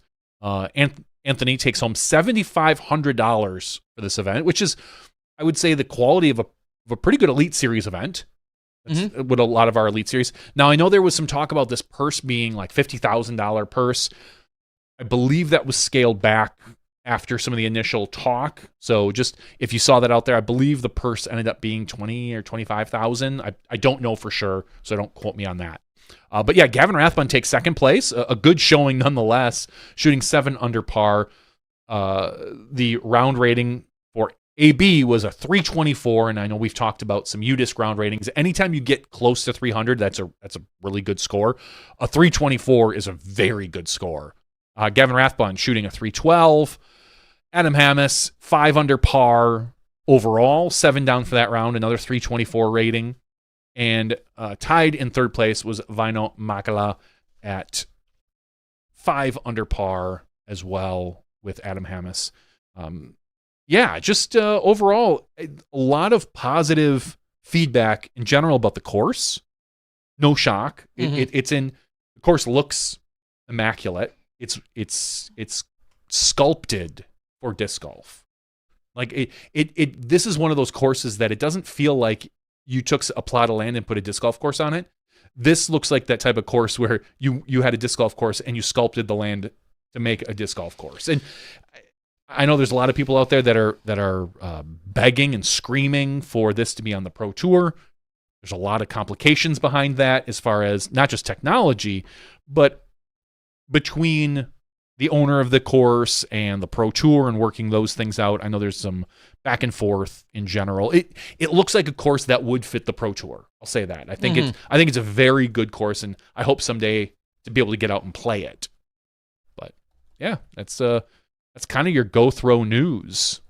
Yeah, and as I'm asking on the board, I had just heard sometime before the event that it was not going to be able to make the $50,000 payout in total. I think that was communicated with the players. I don't know the backstory to it, so I'm not going to speculate or guess. It ultimately doesn't matter to me. But I know that was one of the conversation pieces. But it sounds as if it was. It was the red jackets. They were like $10 grand a piece. Yeah, there you go. It sounds as if that was communicated with the players though ahead of time. Regardless of that, the accolades poured in, as Johnny was just referencing. Most social media accounts were talking about just how much they enjoyed the property and how great it is. And there's also, of course, been all the references to the amount of money that Philip and crew have been putting into it. Along those lines, Dave McCormick and the Gateway Basket seemed to be a really big hit. We saw the Titans, the likes of Aaron Gossage and Ezra Aderhold talking about it in their warm-up video or the practice video. Adam Hammis had chimed in on that. I think that conversation will go on forever, simply because depending on the era that you're from and what you like in a basket, usually based on your own style, helps then predicate and dictate what you want to see in a catching device. Yeah, I Plenty can understand of your touch finesse players don't care. Say, I've hated everything since the mock X, for instance, because they don't want to see disc come flying in there as fast as they do, and it seemingly catch everything. And some of your touch finesse putters and or players may say, what happened to the touch, or what happened to playing? Now, there's no one in the world that likes, I'll use in air quotes, legitimate spit outs. Of course not. No one likes to see those. But I personally have always loved the idea of playing on slightly different baskets because they create a slightly different obstacle. No two courses are the same. And I'm not advocating for fluky, which again is still subjective, but I don't mind that some baskets catch a little better on the left side or the right side, or catch better low or high or faster or slower. I don't mind that. I feel like that is a component of the course, and as long as those 18 baskets were there when you practiced, and that's what you got to practice and play on, and you knew that was signing up for the event, that there's going to be whatever baskets there. Yeah. I like seeing the variety. I like the. I think it adds one more thought to a player when they're trying to putt. Like if you're walking up, nobody, like as you said, nobody wants to see that 20-foot dead center, hit the pole and come back out at you. But unless it's 100 miles an hour, because then I don't care. Yes, I agree with that. But if you are looking at a 40-foot Anheuser putt around a tree, I like the thought that you have to sit there and be like, all right, I probably want to hit this a little more right than left because of the basket, versus just like, all right, I just got to get to the chains. Yeah, and it'll catch everything. It should catch everything. I don't like that overall line of, well, it just catches everything. I don't like that line. I never have. I don't mind. Like, and again, we're from a different era, so I get it. And putting is different. It's like now. Our Taylor Swift Mach 3 era, Mach 1 era. It might be. And putting is different now. People are putting harder. If from what I saw, those Titan baskets, they catch really well. And there was a nice explainer video that Dave put out on why they catch and how he's done it. Would it make me sad if the whole tour went to Titan baskets? No, it wouldn't make me sad if they all went to Mach 7s either. Like just this, like I think we're beyond. Unfortunately, I think we're beyond the Mach 3s at this point. It's you and I can still play on them. Even them, I'm okay with that. It's just a different game, a different sport. You need to. We may need to adjust to the sport versus the players adjusting to the equipment. But again, that's a whole nother discussion. What I will say is that those Titans looked good. They caught well for the players that played on them. So take that for what you will. Speaking of baskets, unless you have more to talk about on no, I was just going to say I was not there. I did not physically see them, nor did I see any of the coverage. I think I mainly lean into what I just saw from the three in Ezra. Not as much Hammis, but yeah, Ezra Hammis and Aderhold. Goose. Yeah, I guess Aderhold is Ezra. Yeah. Goose, Ezra, and Hamas To be a talking different about Ezra, them. you know? And it's funny because I putted at a particular basket this weekend that hit the side of the rim and then also shot 30 feet off of hitting the side of the rim. And I understand the entire conversation about nubs, where they come from, why they're there, how they've been there, and everything like that. I'm not opposed to, I'm not suggesting like they have to stay or anything like that. I just feel baskets are quite nuanced, and I do not believe there is a one-stop. I have not seen, maybe I'll rephrase that. I have not seen a one-stop perfect solution because, quite frankly, I just don't think it exists. No, there's not. I mean, even you and I growing up, there was the Mach 3. That was what we had in our area. And it had its pros and cons. But down south, there were the Innova baskets. I remember the first time we saw them, I looked at that and go, that's dumb. Like, why would you have a giant band at the top that blocks some of my entrance? But there was a reason for that. I mean, you saw some of the sliders show up on these baskets, and it just we've continued to migrate, and that's it. Just is what it is, and it's new. This new Titan doesn't have nubs. It's a nubless basket. I remember thinking when I first saw the mock baskets with the slanted edges. All I remember thinking is like, oh, cool. That's just gonna launch me. Yeah, sure. When you hit too high, too high, it's just gonna lift the nose, and then it ramps you off. But there's differences to every single basket. You know, if you hit a Mach 3 too high, those chains didn't slide, and you came right back. Which is why the band served a purpose. You couldn't really hit it too high and kick out if you hit the chains because you would hit the band. If you slid in under the band, usually you were putting it in then. You know, but you have a smaller target area. All that kind of leads to this discussion. The KC Wide Open. Jeff Spring sent out a message to the players at the KC Wide Open. I'm just going to read this verbatim. Please help determine the future of what baskets, in all caps, will be approved for use during the 2026 DGPT season. Tuesday and Wednesday is your last chance. Last chance. For the season. It's a lot of caps. To give input on baskets that will be approved for 2026. Equipment testing will take place on site. On site. At the KC Wide Open. On Tuesday. Tomorrow. That's tomorrow. And Wednesday, 4:15 and 4:16 at the Horseshoe Barn on site. If you're a tour card holder with an opinion on baskets, there are no excuses to partake in the 1 hour session. You are reserve your testing time here. I think that's a typo. You can probably reserve. Oh, I'm going to go sign up. Yeah. So anyway, Jeff and the Pro Tour, this is kind of a surprise a little bit, honestly, because the last we heard about the basket testing. Well, it might be a surprise to us. I mean, you're not in this loop. No, but on the regular, and maybe plenty of other players are. Correct, but I think this is. Here's what I'll say. Had this come out, I believe we probably would have heard about it. I think it's a little surprise, maybe even to some players, that this is the last chance for 2026. Now, we don't know what this means. Does this mean that it's the last chance? Based on the results, they're going to decide a 2026 basket? Or does this narrow it down?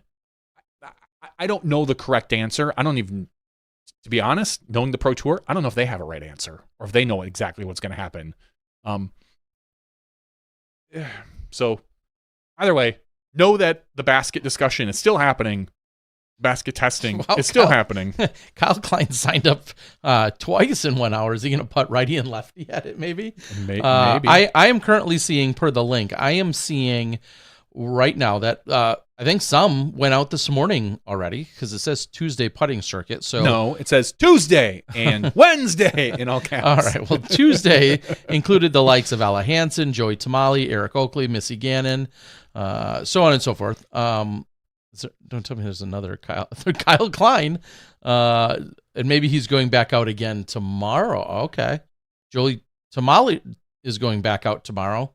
I don't know. It looks like people are going up. This could be different stations, different distances, if you want more time. But there are quite a few people listed here. I'm seeing, I'll just name a few other names that you'll obviously recognize. Well, you recognize everybody on this list. Casey White, Chandler Kramer. Well, I think it's maybe important to write some names you don't see, right? So I'll read off a few more, though, like Erica Stinchcomb, Madison Walker, Garrett Gerthy, Double G, Greg Barsby, Hannah Wynn, Holland And Hanley. Think of how different some of these people's putting is. Like Double G versus anybody who throws the most, not ridiculous, but the hyzer putts that come in. His opinion is going to be way different than Gossage. Yeah, and then you look at a Kyle Klein versus a Kona Montgomery. Paul Kranz is in there, Robert Burridge, Wyatt Mahoney.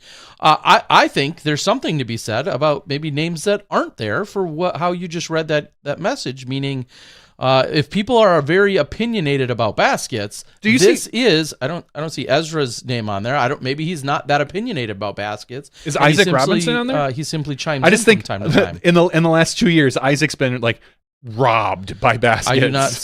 I do not currently see Isaac Robinson's name in there or Ezra Robinson. Maybe they're not concerned and they feel like, put a basket in front of me and I'll Or maybe they're not there in time. Or they're not there. Ricky Wysocki and Paul Macbeth, neither of them are listed on this. And I know Paul's going to be at the event. Who's clearly a top-rated putter typically. Yeah.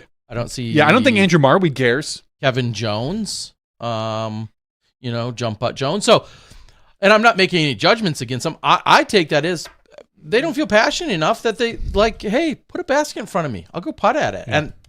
And maybe that's their mentality, or maybe they have a dentist appointment. I don't know. But if they're not there, I'm not holding that against them either. I love the opportunity that they can go voice opinions, but them not being there, I don't think necessarily says something negative. It just says maybe they're not as concerned about it. I mean, I'm good with that. I think there's a lot of players. Do you take... Here's a question for you, Terry. Okay, give me it. Do you take someone whose putting percentage is, we'll just say, in the low to mid 70s, 70%, a C1X, a C1X, which is pretty low on the MPO side. On the MPO side, or even in the upper 70s, we'll say. Okay. Would you take their opinion less seriously than Andrew Marweed? Because Andrew Marweed is at like 94%. He's figured it the F out, right?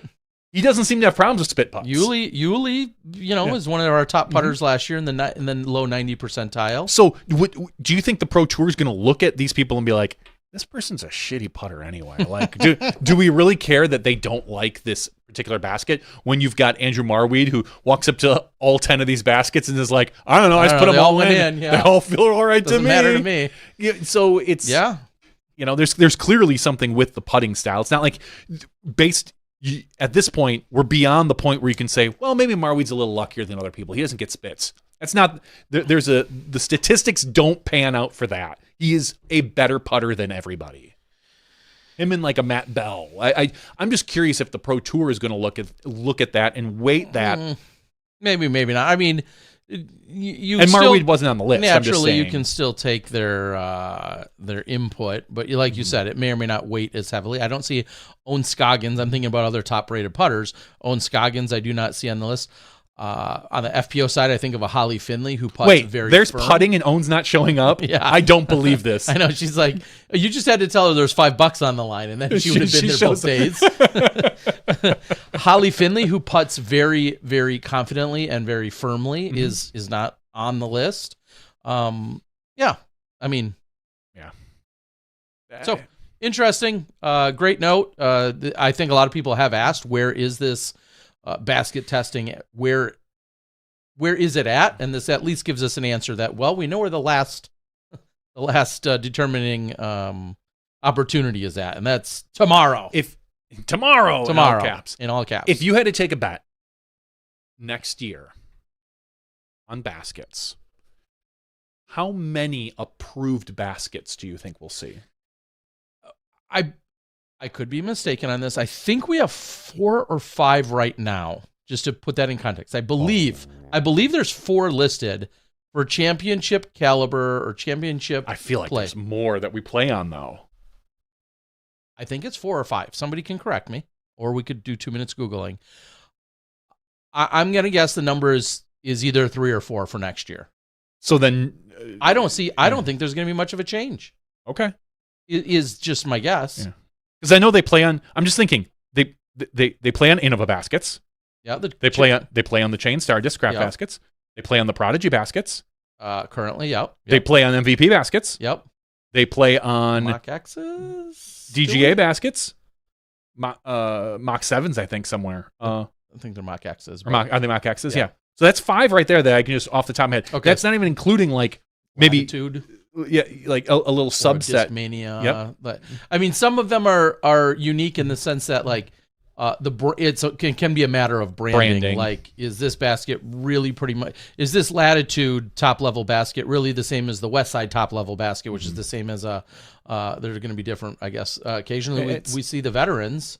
So yeah, I guess maybe I am wrong. I just feel, and I don't know if I don't think we see any veterans this year. I think for the most part, the veterans we saw were kind of Kansas Emporia area, but maybe there is a course with veterans this year. But whatever. What I'm saying is that like if there's only 4 or 5 approved, then they're failing because they're doing more than that. But so you think next year we'll just say they'll be down to 4? Okay, so let me backpedal a little or correct myself.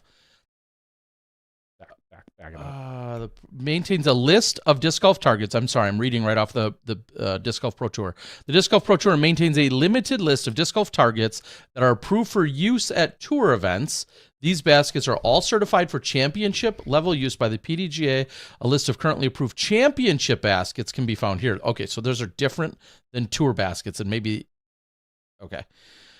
I don't think the Pro Tour has any like restriction on baskets as long as they're PDGA approved. Okay, so current list. Here's a current list. There's about 15, including DGA Mock X's and Mock 7s, Disc Golf Parks Target, Disc Golf Parks Pro Target, Discraft's Chain Star Pro, Dynamic Disc Veteran Basket, Innova's 28, the new one, Latitude 64 Elite, and their Pro Basket Elite, MVP's Black Hole Portal 2 version 2. Black Hole Portal version 2. That's way better than the version 1. Prodigy's T1, Prodigy's T2, and Prodigy's T3, and then the Pro Disket Pro Target. Those are all listed as approved. So I backtrack a little on my thinking there was only 5. There's clearly more than that. I'm going to guess, again, roughly 15 total. Again, the massive difference between the Prodigy T1, T2, and T3, I personally couldn't tell you, but that's because we have almost no Prodigy baskets in Wisconsin, for instance. Okay. So knowing that there's 15 now, do you revise your number for next year? It's funny because thinking of these 15, does this make up? These 15 make up the 20 total stops we play. Yeah. And I'm for what it's worth, right now the biggest complaints are the Prodigy and the DD baskets. Okay. Like those are the 2 baskets that most people seem to complain about. And that entails what, 4 of the? There's 3 Prodigy and 1 DD 4. And the veteran. Mm-hmm. So if you take that, and this is preliminary because we don't know. There's a chance that Prodigy has a new basket out next year, or DD redesigns or has a different basket out, or whatever the case may be. What is your updated number? I think they'll trim it to 5 still. Oh, I think that's too slow. Too low, I mean. I'm gonna go 8. I'm gonna go with 8 baskets. I think one from almost every major manufacturer. I think you're going to see an MVP. You're going to see an Innova. You're going to see a Discraft. You're going to see a DGA. You're going to see a Prodigy. You're going maybe see a DD. That's 6 right there. Probably maybe a Lat. Remember, they had to submit these though. I understand that. I also know how the Pro Tour works behind the scenes. Yeah, I know that money talks, and this is no offense to the Pro Tour because I don't blame them, but. Guess what? If Prodigy didn't submit a basket, but they showed up next year with $50,000 or $100,000 in their pocket and says, hey, we redesigned this basket. Look how nice it is. I think someone looks the other way. It would be interesting to know what they feel like ultimately what this final goal is of the approved baskets. And as they're saying, what will be approved for 2026 and will every stop have to adhere to? Is that how you read that text? That's really the next. That's question. How that's what I would interpret. I would interpret like, hey, guess what? 2026, we are going to make sure that the baskets that we approve are going to be that there will be no baskets that we don't approve. And I think the Pro Tour will probably trim some of these baskets. I'm thinking down to 8, maybe 7. I'm guessing you're going to see 1 from most major manufacturers that are back in March, so just a little over a month and a half ago.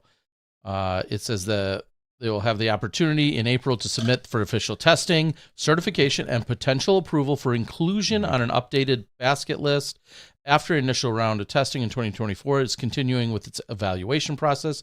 The tour is holding its next equipment testing. So they released this a month and a half ago. Yeah, I know they did. I think we read this a month and a half ago. Any baskets who want it approved for their use must submit a basket. Interested parties should fill out the tour's intake form.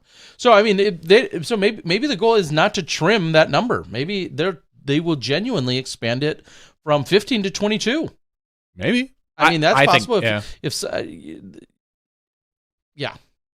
All we can do at this point, I feel like, without muddying the waters anymore, is wait to see what they come back with, and then how they arrived at those numbers, and what ultimately the qualifications were. So it says, if you're a basket manufacturer with a qualified target interested in submitting your equipment, please fill out the form. I feel like, for fairness, I don't know why, but just because we were talking about the gateways. Gateway is not a big sponsor on the tour. That would be the basket, I think, universally, that would cause the least amount of issues if the Pro Tour were to say, "Hey, we're gonna carry 36 baskets around," even though they probably need even more than that. Yep. We're gonna carry 40 baskets. I feel like Gateway would be the one that'd be like, everybody would just have to be like, "All right, we're using Gateway baskets then," because I don't think there's a Pro Tour stop that says sponsored by Gateway. No. But they could do that. Again, I still have this weird, maybe it's not weird because I think everybody thinks it, this hurdle to get over that, that's why I feel like you're going to get one basket from every manufacturer, because you're not going into, probably we'll say, Innova country and putting in a Discraft basket. You're just not doing it. You're not doing it. I don't care if every player on the entire fucking tour says, we hate this basket. And regardless of where it is, whether that was Innova country, Discraft country, MVP country, you're not replacing those baskets. That manufacturer would put up the biggest stink. I just don't see it happening.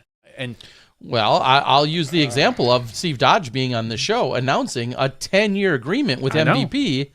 Clearly, with the foresight of thinking this is going to be an event, the Maple Hill event, whatever it's named this year, any and every big Maple Hill event every year annually will be featured on the Pro Tour. Therefore, they want their baskets. That was their way of solidifying that spot. Yep. Until the Pro Tour may potentially come along and say, hey, that's no longer a quote-unquote approved basket for championship play. Therefore, they have to be. So, I mean, that's a fight that we don't have to have. Thank goodness. Thankfully, yeah. But there is that potential, and I'm sure they've had these talks, and we're not privy to them. But I could see how there's going to have to be a conversation nonetheless. Again, my prediction is one basket, one from basically every major manufacturer will be approved on that list. So I think you're going to see a list of at least 8, maybe 10. And we'll probably hear about how, again, the 2 baskets that people complain about the most are the Prodigy and the DD ones. I'd be willing to bet that you're going to see modified or updated baskets, even though I don't know how much DD is sponsoring major tour stops this year. I don't know about the KC. Is the KC Wide Open sponsored by DD? It's Under Par and I know it's Under Par. Is it Under Par and Grip? Okay. Yeah, I don't think DD is doing a lot of huge event sponsoring on the tour this year, but yeah, so if we didn't see a DD basket, that would be a little surprising, or that wouldn't be as surprising. Grip EQ 43rd Kansas City Wide Open presented by Under Par. So I had the 2. Under Par Disc Golf. Is that Scott Reek still? It sure is. Wow. Same Scott. Shout out to Scott, one of the very first sponsors of Skip Ace. I will quickly give an update. We're going to, as we wrap up that conversation, Joe Revere has just replied to me. And I asked if he was down there at Robotics. He said, hey, Terry, It's in Dallas at the convention center. I have 6 teams going, and that's why he's in Dallas. Yeah. So they must have a different one because my son's in Houston. Oh, okay. He says I have 6 teams going, and that's why I'm missing U.S. Masters, which isn't for another month. So interestingly, I have a couple world-class teams that could do well. Their competition is a different time. I know that they do have some. Are they next level? Maybe it's the middle school. Clearly, because my son's down in Houston this weekend, and that they have. I thought they had first and FLL and another thing. So, yeah, well, good. Congratulations. Well, then I don't have to have my son go find him. You should send him anyway. Go find Joe Revere in 50,000 people who he doesn't know, but trying to go find him. Yep. Okay. Well, so yes, as you're saying, it doesn't look like it'll be the same with, as he said, in a few weeks, U.S. Masters is taking place, which I'm excited about. I believe they had a ribbon cutting ceremony for one of the courses out in New Mexico this weekend, Ruidoso, if that's said correctly. Excited to be out there for the FP40 coverage that will be on my channel. MP40 coverage will be over there on Ace Run Productions. So that's all in about a month. If you have any interest in supporting that coverage in any capacity, reach out to me. I still have some sponsorship opportunities available. All right, let's call it for a regular show, although that kind of randomly dipped in a bunch of different places, but we can call it now for our regular show, and then we can jump into the after show where we can have other continued random conversations about disc golf or other things taking place on or off the disc golf course. Sounds good to me. I thank Dana Vicich for joining us. Appreciate the updates and also all the insight. We heard a little bit about course design, things he's working on, along with the likes of an Avery Jenkins, and also some backstories to some of our other legends in the game, like Paul Ullman, which is awesome to hear. So appreciate that. One more time, SmashBoxxTV will get you 20% off of your order over there at ClimoDiscGolf.com. Go out and support Dana and Ken Climo and what they're doing. We're just honored that he literally, I think, wrote the code during the show to show a little extra love for all the Smashies out there. So we appreciate it. Use it up as soon as you can, because if you're listening too late, it might already have come and gone. So SmashBoxxTV is the code. That's podcast 553. Big thanks one final time to Dana. For Johnny VM, the Disc Golf Guy, we're going to take a quick break, and when we come back, we'll have a little after-show action, including some free stuff to give away. We'll see you then when you step inside the Smashbox. Thank you to our $2 and above patrons. Your name is listed below in the credits. If you are interested in being listed as a producer in the SmashBoxxTV credits and supporting this and other fine podcasts, please visit patreon.com/SmashBoxxTV.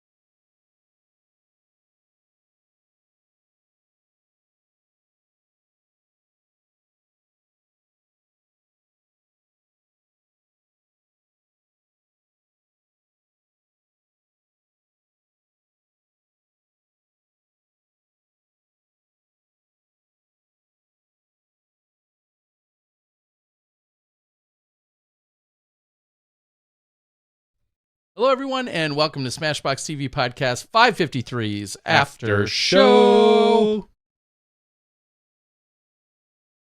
That's it. We're done.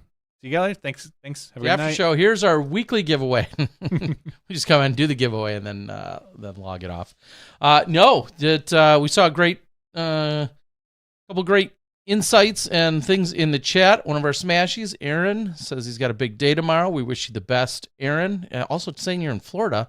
Last time I heard from you were in Texas. So venturing around and trying to lock down the next gig. I can appreciate that. Best of luck to you.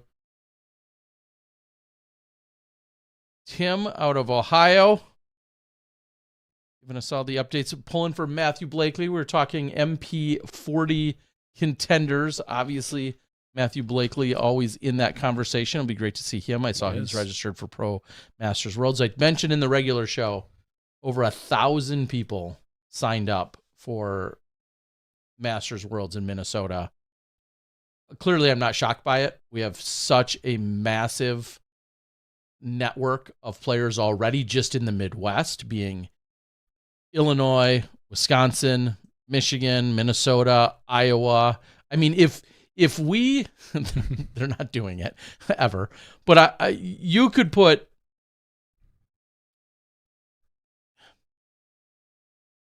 you could have 600 or 700 signups just from those states alone. Yeah, like from easily locally. Get that many people just to come play from within a 5-hour radius of where they are in Minnesota. Same could be said of Wisconsin, probably Iowa, probably Michigan. You could get that many players just to come from the regional perspective. So to see 1,000 people, I know they've gone through the various phases, but best of luck hosting yet 1,000 people. And we've seen big turnouts, obviously, in Peoria over the last couple of years. Also in the news was the fact that Junior Worlds, I believe, just opened registration tonight in some form as well. That's taking place in Emporia. So if you have interest in going to Juniors Worlds, the Junior Worlds, and hopefully you're taking a child there, maybe yours, but you're taking a child there. Oh, you could be 16 and drive there on your own. Yeah, it'd be tough. Hotels and stuff would be difficult. Yeah, sure. But best of luck to them. Webb Warren's out on the board. Webb, hope you're doing well. He said something hilarious earlier, but now I already missed it. Just keep being funny. We'll have to find it again. I think it was announced that the Champions Cup is still not going to be at the IDGC. It is still on the move, as they say on the PDGA, and it's going to be over in Bedford County, New London Tech, in 2026. Just because they cannot count on the course being done yet, so it's heading over to Virginia. So I think that was kind of assumed that it wasn't going to be at USDGC, but I don't believe they actually made an announcement. They made an announcement within the last week that it will be over there. So for what that's worth, I see very few fans complaining about that conceptually. Oh, that's right. I mean, just a top level course. Obviously, we have to see how the redesign ultimately looks. But with the history, with the worlds, with everything that's been there and how that course and property has been received generally, I think that's going to be, and the idea that people love seeing, for the very little and limited history we've seen of the Champions Cup, people have loved seeing it in the woods. This year being at Swenson, really the one outlier to it otherwise being in the woods every other year. Yeah. Again, it's got a very limited history in the first place, but we saw it at IDGC for a couple of years. We ultimately then saw it at Northwood Black. This year we're going to see it at Swenson, and then next year we're going to see it in the very wooded New London course. So most of the years, 5 out of 6 or whatever it's been, have been in a tightly wooded track. And no one's going to complain about that. That's what I'm saying. Again, people generally will like that. Swenson's the outlier, but those guys put on such a great event that I'm not concerned at all that it's just a slightly different style. So, all right. Well, best of luck to that crew putting on another one. Last night I was doing a little bit of digging around, randomly searching for, I don't even remember what it was for at this point, but I was searching for something in the middle of the night, and then a few of the times got the error message saying that the PDGA page was doing a few of the upgrades and some maintenance that was scheduled. And it's like,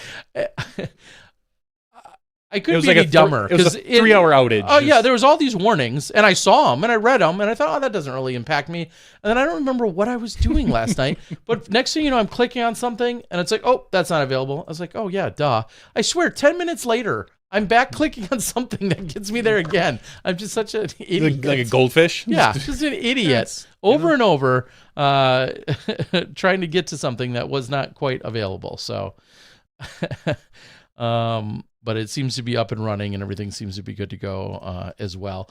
Obviously, there was the ratings update that had recently taken place. We saw Kristen getting to the 1,003. Was that last week? Was that a week ago? That was a week ago, Was I it? think. Maybe it happened. No, it would have happened on Tuesday. Yeah, it must have been. Yeah. So it was last week. Okay. Seeing that, that's old news. That's old news. 2003. She did release some merch, and maybe more importantly, if you really want to get into the nitty gritty, I had seen a mention of this a few weeks ago. Her and her tour manager, he is no longer her tour manager. They split. And he had made a post about that, and that's why this is. I don't really want. It's not really big news in that sense, but he made a post about it a week or two ago, which some people saw. But then she made an official post about it just in the last few days. I don't think there's anything crazy or nefarious about that. I'm surprised that it wasn't, knowing how professional they all are, even if things are all on the up and up, which it seems like they were. I'm just surprised they didn't have it timed to be almost exactly the same. But yeah, she is no longer. I'm sorry, Matthias. He is no longer her full-time manager, so to speak. And by the post by her and him, it doesn't sound like there was any bitterness or animosity or anything of that nature. But she is taking on some of the things that he was otherwise doing, and she's going to be taking on. I feel like she just had a post maybe yesterday where she briefly discussed it, but then also talks about how much more she's diving into doing some of these things. I'm conflicted on that, and here's why.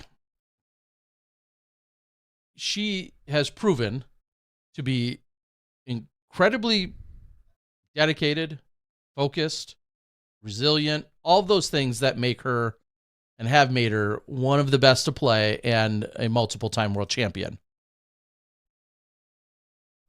I hate that any focus of hers will be slightly diluted in taking on these other things. Now, that's me selfishly assuming there's going to be fallback or blowback from that, or a little fallout on her end.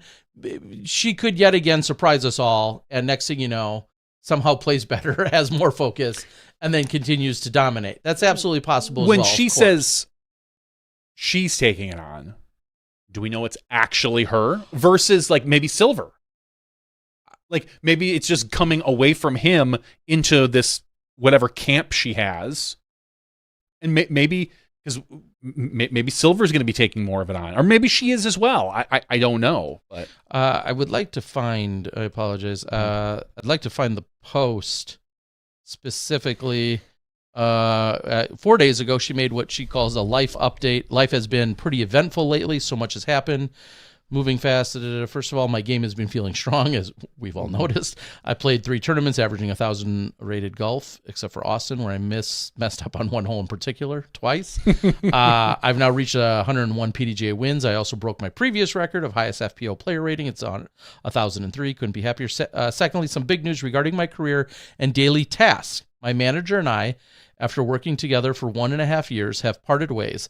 That means I've been catching up on a lot of the behind-the-scenes details, especially things related to my website. It's been a steep learning curve, and while it's felt overwhelming at times, it's also exciting. I'm proud to be stepping up and learning to handle it all. Third, my clothing line is coming out today. What? Someone pinch me, so on and so forth. And she's very excited. I don't want to gloss over it, but yeah, she has a clothing line she's very happy with. It's all available on her website. Go check it out. We get no kickbacks from that, but go check it out. I don't know her financial situation. I'm assuming it's okay. She makes at least tens of dollars. She makes tens of dollars. I will say this about any pro athlete. Do not take over your website.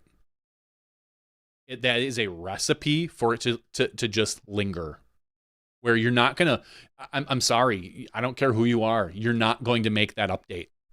You're not going to, I'm sure somebody else runs her shop. I guarantee it. I guarantee you she's not taking these professional photos and putting them up and setting prices and all this other stuff. She's a great photographer, but she's not doing that. I don't care who you are.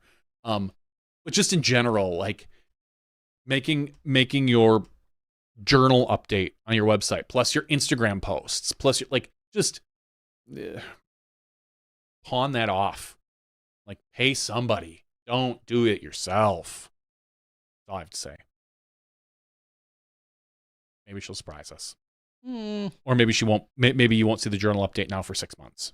I'm guessing she'll tackle it only because if there's one pro that we've seen buck the system and somehow put the pieces together, it has been her more often than not. But you're absolutely right in that taking on a lot of these roles and tasks, understandably, you want them in-house, you want full control, creative, logistically, financially, all those things. It does make a lot of sense. And as she said, exciting about learning new stuff.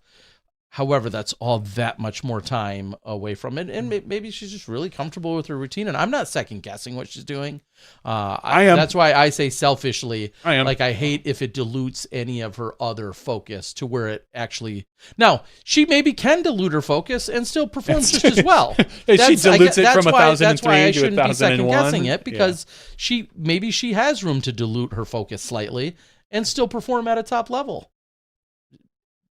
That's quite possible. So, needless to say, it was made this announcement. Like I said, her manager made a similar announcement at least a week or two earlier. And when it was only one of them, I was surprised. And now we're seeing Kristen making the post herself. So, Smashy's put it on the calendar. By the end of the year, you're going to see some sort of post, or that she's either picked up somebody else to take care of it, or she's looking for someone to do it. Yeah, and I agree that is absolutely possible.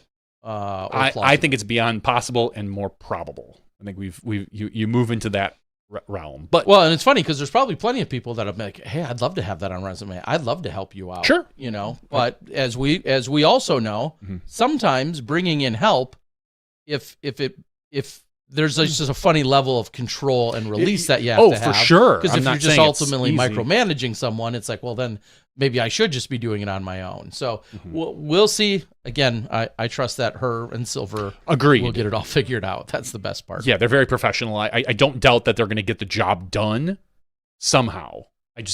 I'm doubting that it's going to be them particularly. Here's I'm going to call it a random throwback. Charles on the board says, need more Vibram talk with Dana. Preach the history to these youngins. The lace or the unlace? I chuckle at that slightly because unfortunately,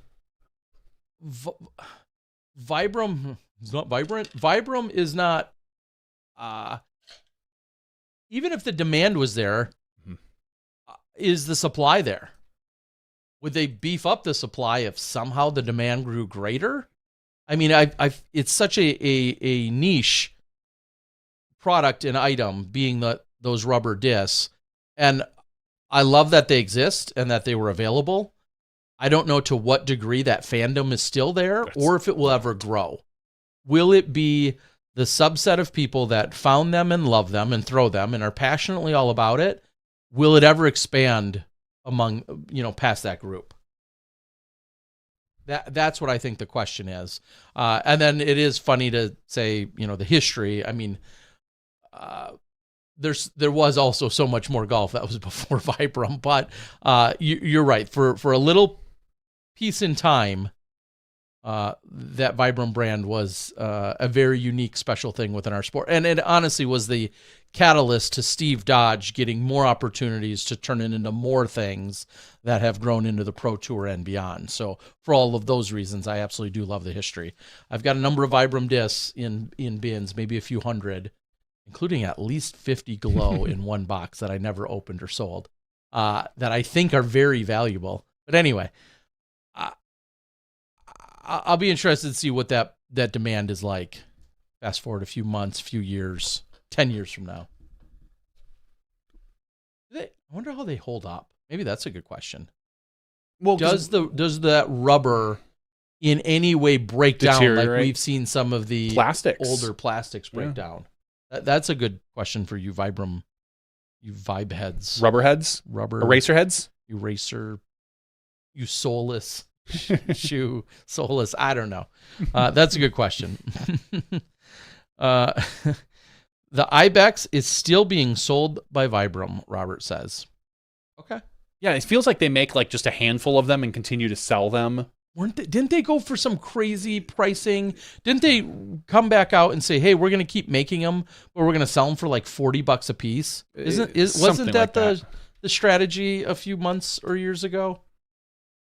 Oh, I've got some of those.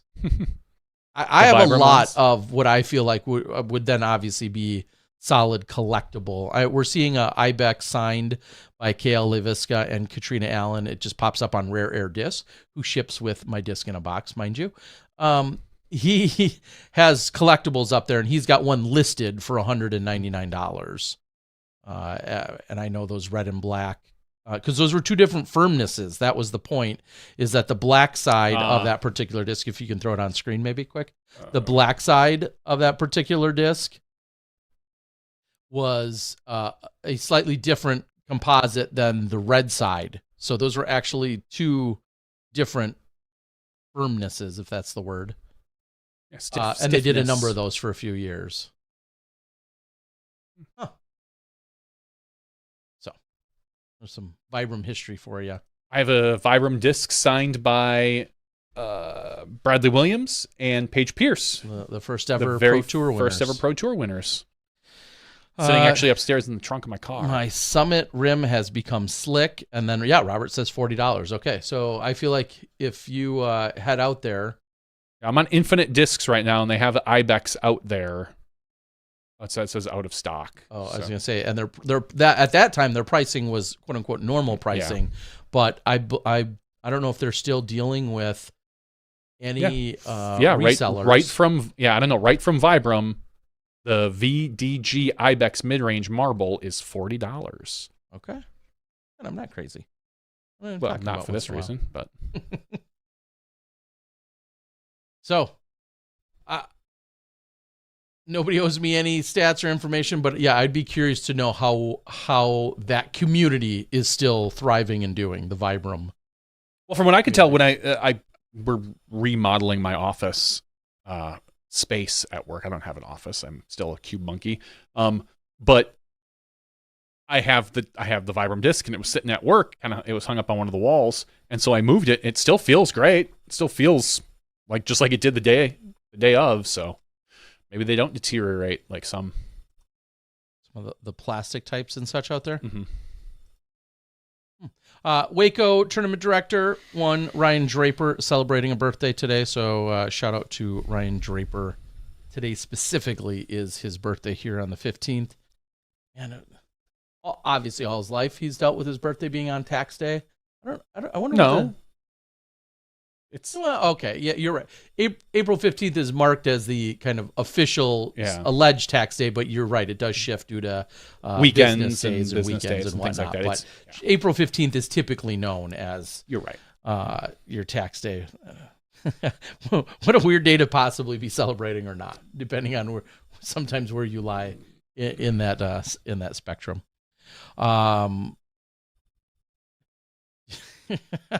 So I'm just reading memes and wondering if A1 is going to be a concern within disc golf. I'm unfamiliar with that. So okay, we'll explain it later. Yeah, after show explanation.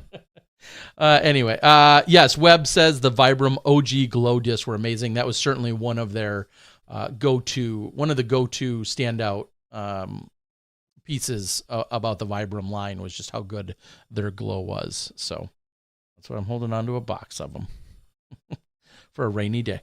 I don't know. I had the pleasure. I played a little bit in Chicago on Sunday. Dana was referencing the Hyde Park disc golf course down there, part of the Macbeth Foundation in Chicago. One of the things that I continue to love about the Macbeth Foundation is the idea of bringing disc golf. yes, we've seen in all these other countries. I was also blessed to go to Uruguay, however you pronounce it, because I've heard it all 9 different versions. To be there and have that, and then knowing it, I've seen some of the results and the outcomes in Mexico, firsthand in terms of it being there. But then when it's gone into places like the park in New York and then also downtown Chicago, clearly it's not from it.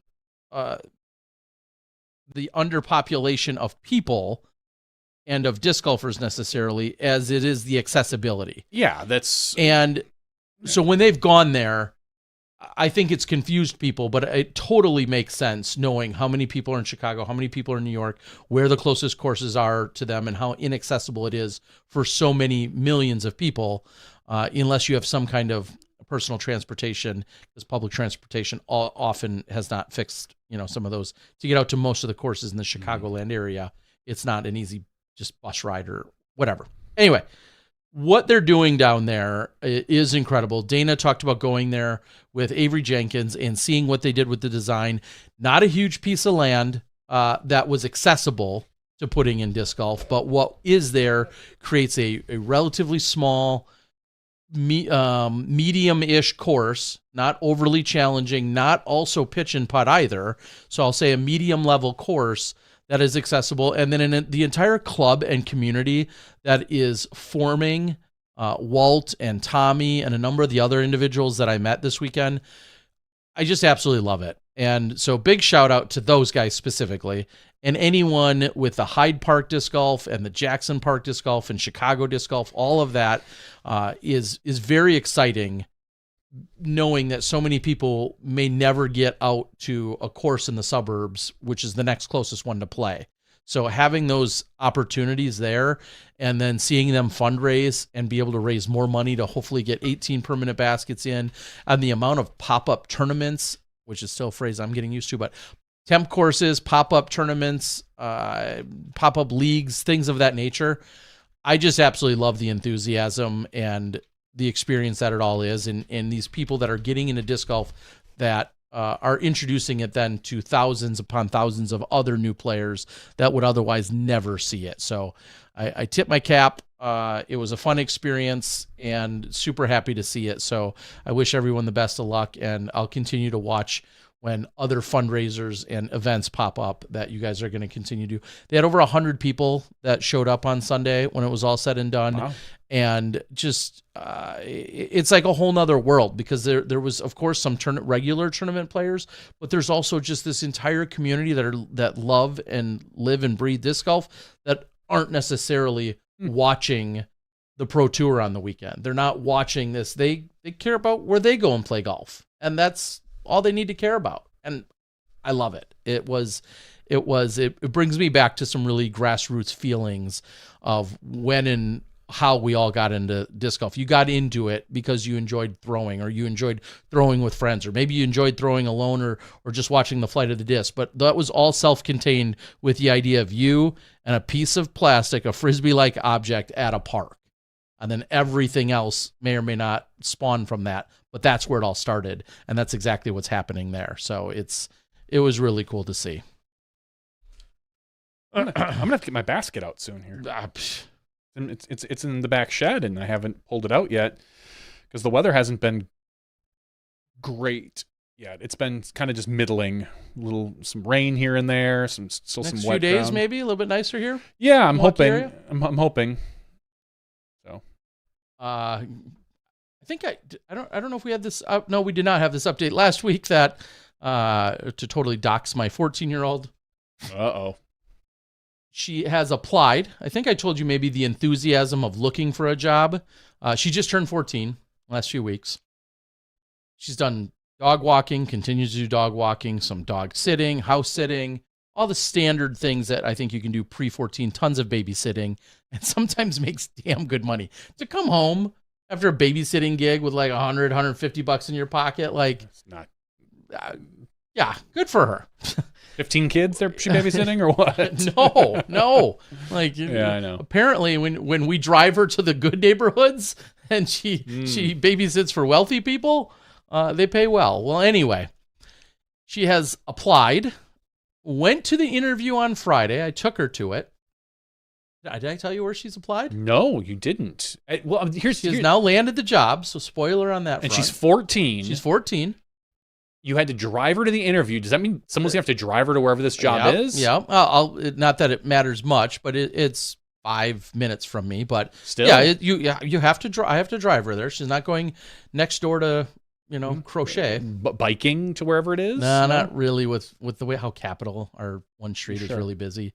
Like that's not. It's just really going to be that safe. inconvenient for everybody, but okay. Yeah. I mean, hopefully the 16-year-old who has a job can drive her often. Okay.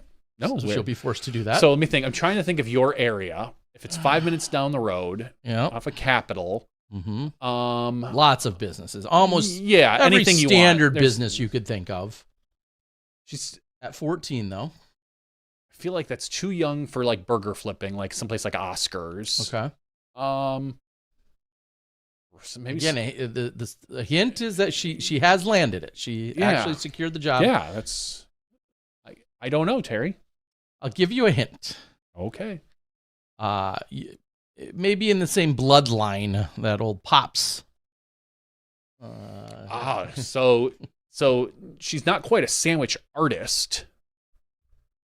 That's what you were. Because who really is? No, outside of you. OGs. Yeah, the OGs, the green-shirted sandwich artist. Yeah, so you literally take a test, as some of you already know. You take a test. That wasn't just a button or a pin or a V-Gouch campaign. forever, baby. Yeah, that wasn't a button or a pin or a campaign, a meaningless one. Mm-hmm. Like you literally had to take like a test and pass to become a sandwich artist. If you know, you know. So I was thinking she was still too young for some sort of like a fast food place, but maybe not then. You wouldn't let her work at like a Cousin's, that's because it's not competitor. Yeah, it's a competitor. Yeah. Clearly some sort of food. Yeah, I told her to use this at the interview. I told her to tell her potential boss, hey, this may cause some conflict at the house. My dad is a sandwich artist. Oh. She has been accepted and works at Jersey Mike's. Jersey Mike's subs. So a competitor of sorts in the modern day of, it is. Sandwich shops. I would have loved to see her work at Chocolate Factory, which is much closer. She literally could have walked there. And is like this mom and pop. There's like 9 or 10 of them in the Milwaukee area, but it doesn't go outside of that. And it's like a mom and pop ice cream / sandwich shop. That would have been ideal, if we're being honest. But yeah, 5 minutes down the road, roughly. Tonight. I dropped her off there. Tonight was her first night officially at Jersey Mike's. And she decided not to bring up the sandwich artist bloodline, which she's like, no, I'm not going to bring that. I'm like, it will kill assuming your boss is like 40. Yeah, I was going to say her boss is probably 16 and like, what? Huh? What's that? No. Like, is he paint with like some bread? So she went in on Friday. All right. Pretty limited. I don't want to say limited resume. I mean, I guess she's done all these other things, but officially at 14 has started working. And tonight was her first night. She did a few basic things. She had to watch an hour's worth of videos before they really let her do anything else. But all the paperwork's been filled out, and she goes back on Monday, which they don't have school, which is no. My kid doesn't have school on Friday or Monday, so she'll be going back for day 2 then. But she was a little disappointed. The dress code included only 1 earring per ear, and she's a 14-year-old girl, so she's got a few. And her good friend. One of her good friends just became really good at doing nails, and so she had a whole bunch of fake nails that now she had to remove to work there. Okay. So that's a little disappointing. Girl problems. I know. So it could be guy too, but yeah, some at least for her. So things went all right tonight. She's not old enough to touch a slicer, which I'm okay with at the age of 14. Some of these very heavy-duty ones, at least. The industrial. Yeah, but she'll be, that's where she's at, Jersey Mike's. She's excited about the free sandwich every shift, as she should be. Okay. Yeah. Can she hook us up for spring break? Can you just type in Dad's number for the old Jersey Mike's points, which I continue to accumulate? Oh, jeez. I mean, if nobody else is going to claim them at the register, right? It's a good way to get fired. Probably. So, Ed asks, question, can she accept tips? This is enlightening. I read the tip policy the other day when we had to fill out a bunch of paperwork for her. And they have, for lack of a better term, I'll call it a weighted tip scale. Based on how many hours you work that day? It goes into how many years you've been there. Oh. It goes into like an overall kind of attendance-ish record. Like maybe you work there for 5 years, but you're late all the time, or you're a crappy employee. Somehow like you're weighted a little less. And then obviously I think it goes into the hours of the day that you're there or something like that. It is a complicated, which I can kind of understand, but it is a semi-complicated scale for how they divvy up the tips on a daily basis, which kind of makes sense because let's be real, the person starting the sandwich who's cutting your bread and taking your order versus the person who's like ringing you up for chips and cookie and a drink, like it shouldn't all go to the cashier. No, of course not. But, that's why I again, I'm not thinking all this through, but I would have said like, oh, look, we collected $20 in tips today. 6 people work 3 hours each. Let's divide that. Exactly. Yes. But it's more complicated than that. Yeah. So it's funny that they have to have policies now. Cause I mean, when we were younger, there was no really tips. Wasn't tipping. Yeah. You didn't have a jar Subway. there. You didn't have anything. Maybe there was a leave a penny, take a penny, bin or something like that. But other than that, tipping these fast food places is new. Yeah, so it's a complicated system. We'll see how that ends up working out. But I did read that tip policy, and I can also appreciate there is something to be said about the longevity. If you've worked there 5 years versus you stroll in as the new girl, you're not quite your tips aren't weighted the same as someone who's been there 5 years. It seems convoluted and complicated. I guess we'll see how it works out. And then fair or unfair. I'd be fair to get rid of all the tipping at all of the Jersey Mikes because it seems ridiculous. Yeah, and then fair or unfair, the people who work like the lunch shifts, should they get more versus the person who is closing versus the person who has to open the store, or someone who's working a 4 to 7 shift or something weird. Correct. There's so many factors there. Let's get rid of all of it at all of the companies. I know your daughter. It's just funny because I have another tipping story about my other daughter, but go on. I could completely see her, like if I'm checking out and I hit the no tip button. Like, all right, it's $13.12. All right, you walked me through this. I'm hit no tip. Her just look at me like, really? No tip? No tip, huh? Giving you a side eye in like a funny, cocky-ish way. More cocky than funny. Yeah. She's very outspoken. And she's very forward. There's nothing shy about her. I agree with that. She's also not spoiled. She's not spoiled or bratty. And she's not bratty. So I think she would. That's why it'd be like a cocky, funny side eye. And I don't, or she just might remember you and be like, if I'm going to trip anyone in the parking lot tonight, it's going to be that guy. Probably, yeah. I forgot. Although I'll tell her that's not fair and she shouldn't. That might be what goes through her mind for a second. Sure. Yeah. Yeah. So, again, they also know my stance that both of my children know my stance on just eliminating all tipping everywhere is also something I'd be good with. Paying more and eliminating the tipping awkwardness throughout. I'm down with that. Yeah, I did see, before I segue to my other daughter, I did see that obviously there's reports and studies coming out about the frequency of the self-checkouts and how it feels like support and installation of those is waning. It's getting pulled back at some of these grocery stores and major chains. Obviously there's, the theft and all the stuff that goes with it, but just the overall customer satisfaction, the frustrations and everything else seems as if it's getting pulled back, which I'm a fan of. They're to me. Oh, I love self-checkouts. I love them as an option occasionally. I hate using regular checkouts.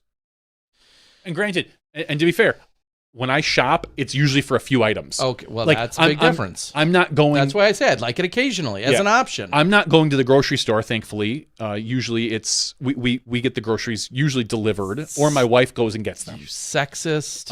And that's just spoiled, entitled. Yeah, 100%. I was actually mentioning today how very happy and lucky I am to have the wife that I have, because she tends to make the meals. So she tends to do the grocery shopping because she knows what we have.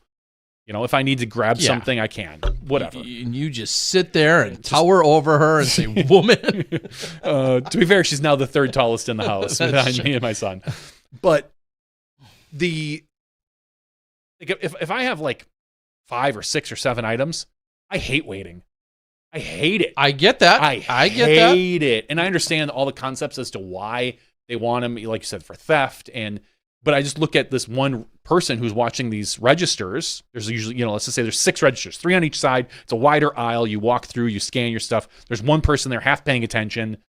Yeah, usually they're just on their phone. And they're there in case someone's like, oh, I've got this coupon and it doesn't ring through. I want to hit the coupon button. Or I can't find bananas. Can you help me find bananas on this touchscreen or something? I get frustrated if I have to deal with a person. I want to do it myself because I feel like I'm faster than everybody.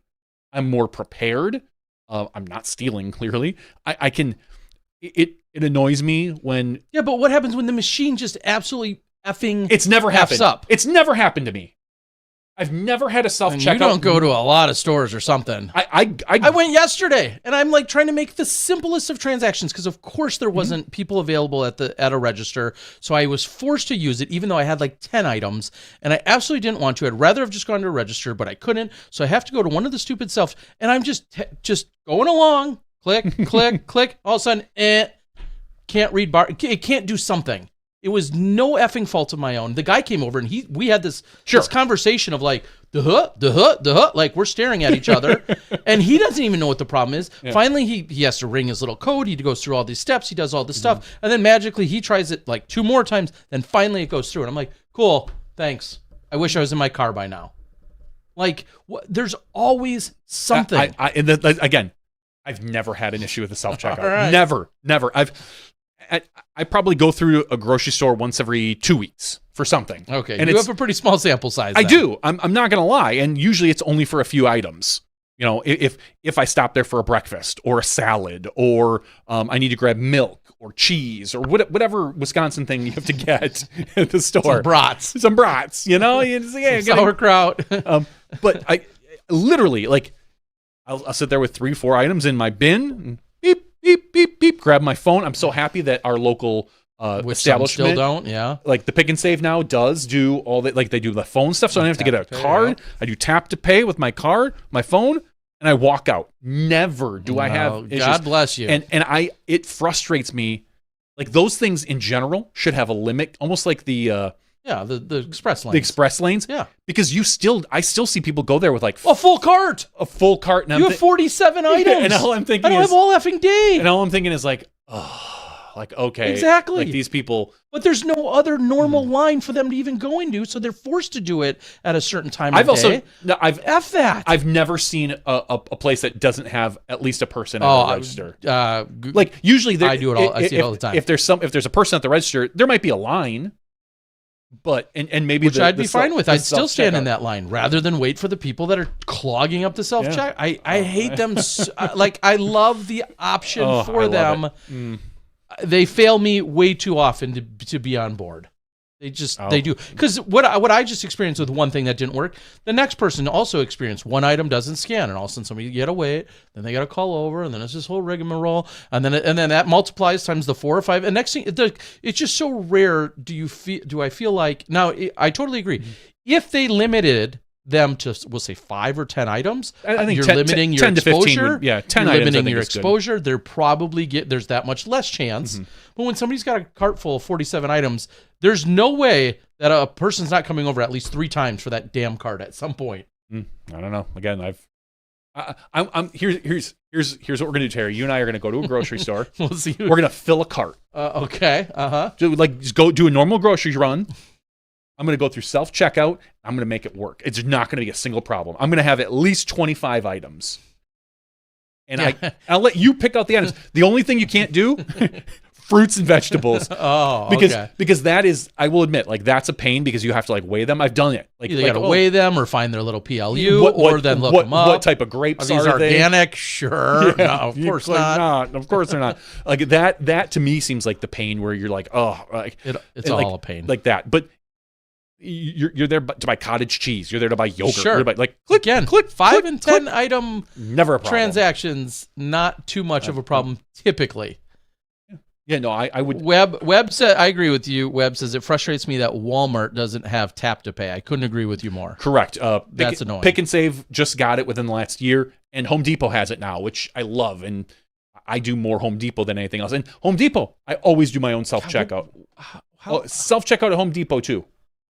I was just really frustrated at a Home Depot checkout last time I was there. I don't remember what it was for. I don't know. It doesn't matter. Anyway. Maybe because I had to. Did I have to? No, I didn't have to put in. And Webb says alcohol. That sucks to do self pay. That if I have alcohol, I'm not doing self checkout. That just it's not worth it. Because that too. Then someone's come over and check your ID. I understand that. I'm not mad that they have to do that. That to me is at least like a legitimate or viable reason. But if there's not somebody at a register, which happens way more than it should. My local Pick and Save, if you go there at a certain time at night, they have 6 self-checkouts and literally no open lane for people. So that's your only option. And I'll whether say, you have 50 items you go or late at night, items, I tend to go early in the morning. If you're open till 10 o'clock, I'm going to go buy as many items as I want. As long as I'm out of there by 10 o'clock. I'm with you. It's ridiculous. It's so frustrating. Anyway, some places I see are finally pulling back on them for all the various reasons. They won't.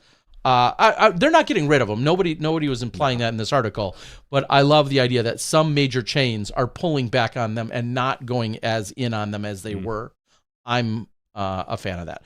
Moving on to tips and my other daughter, who worked her first day at her second job, her second official job, we'll say. She's always babysitting and dog sitting and all that stuff. They're walking dogs almost every day still.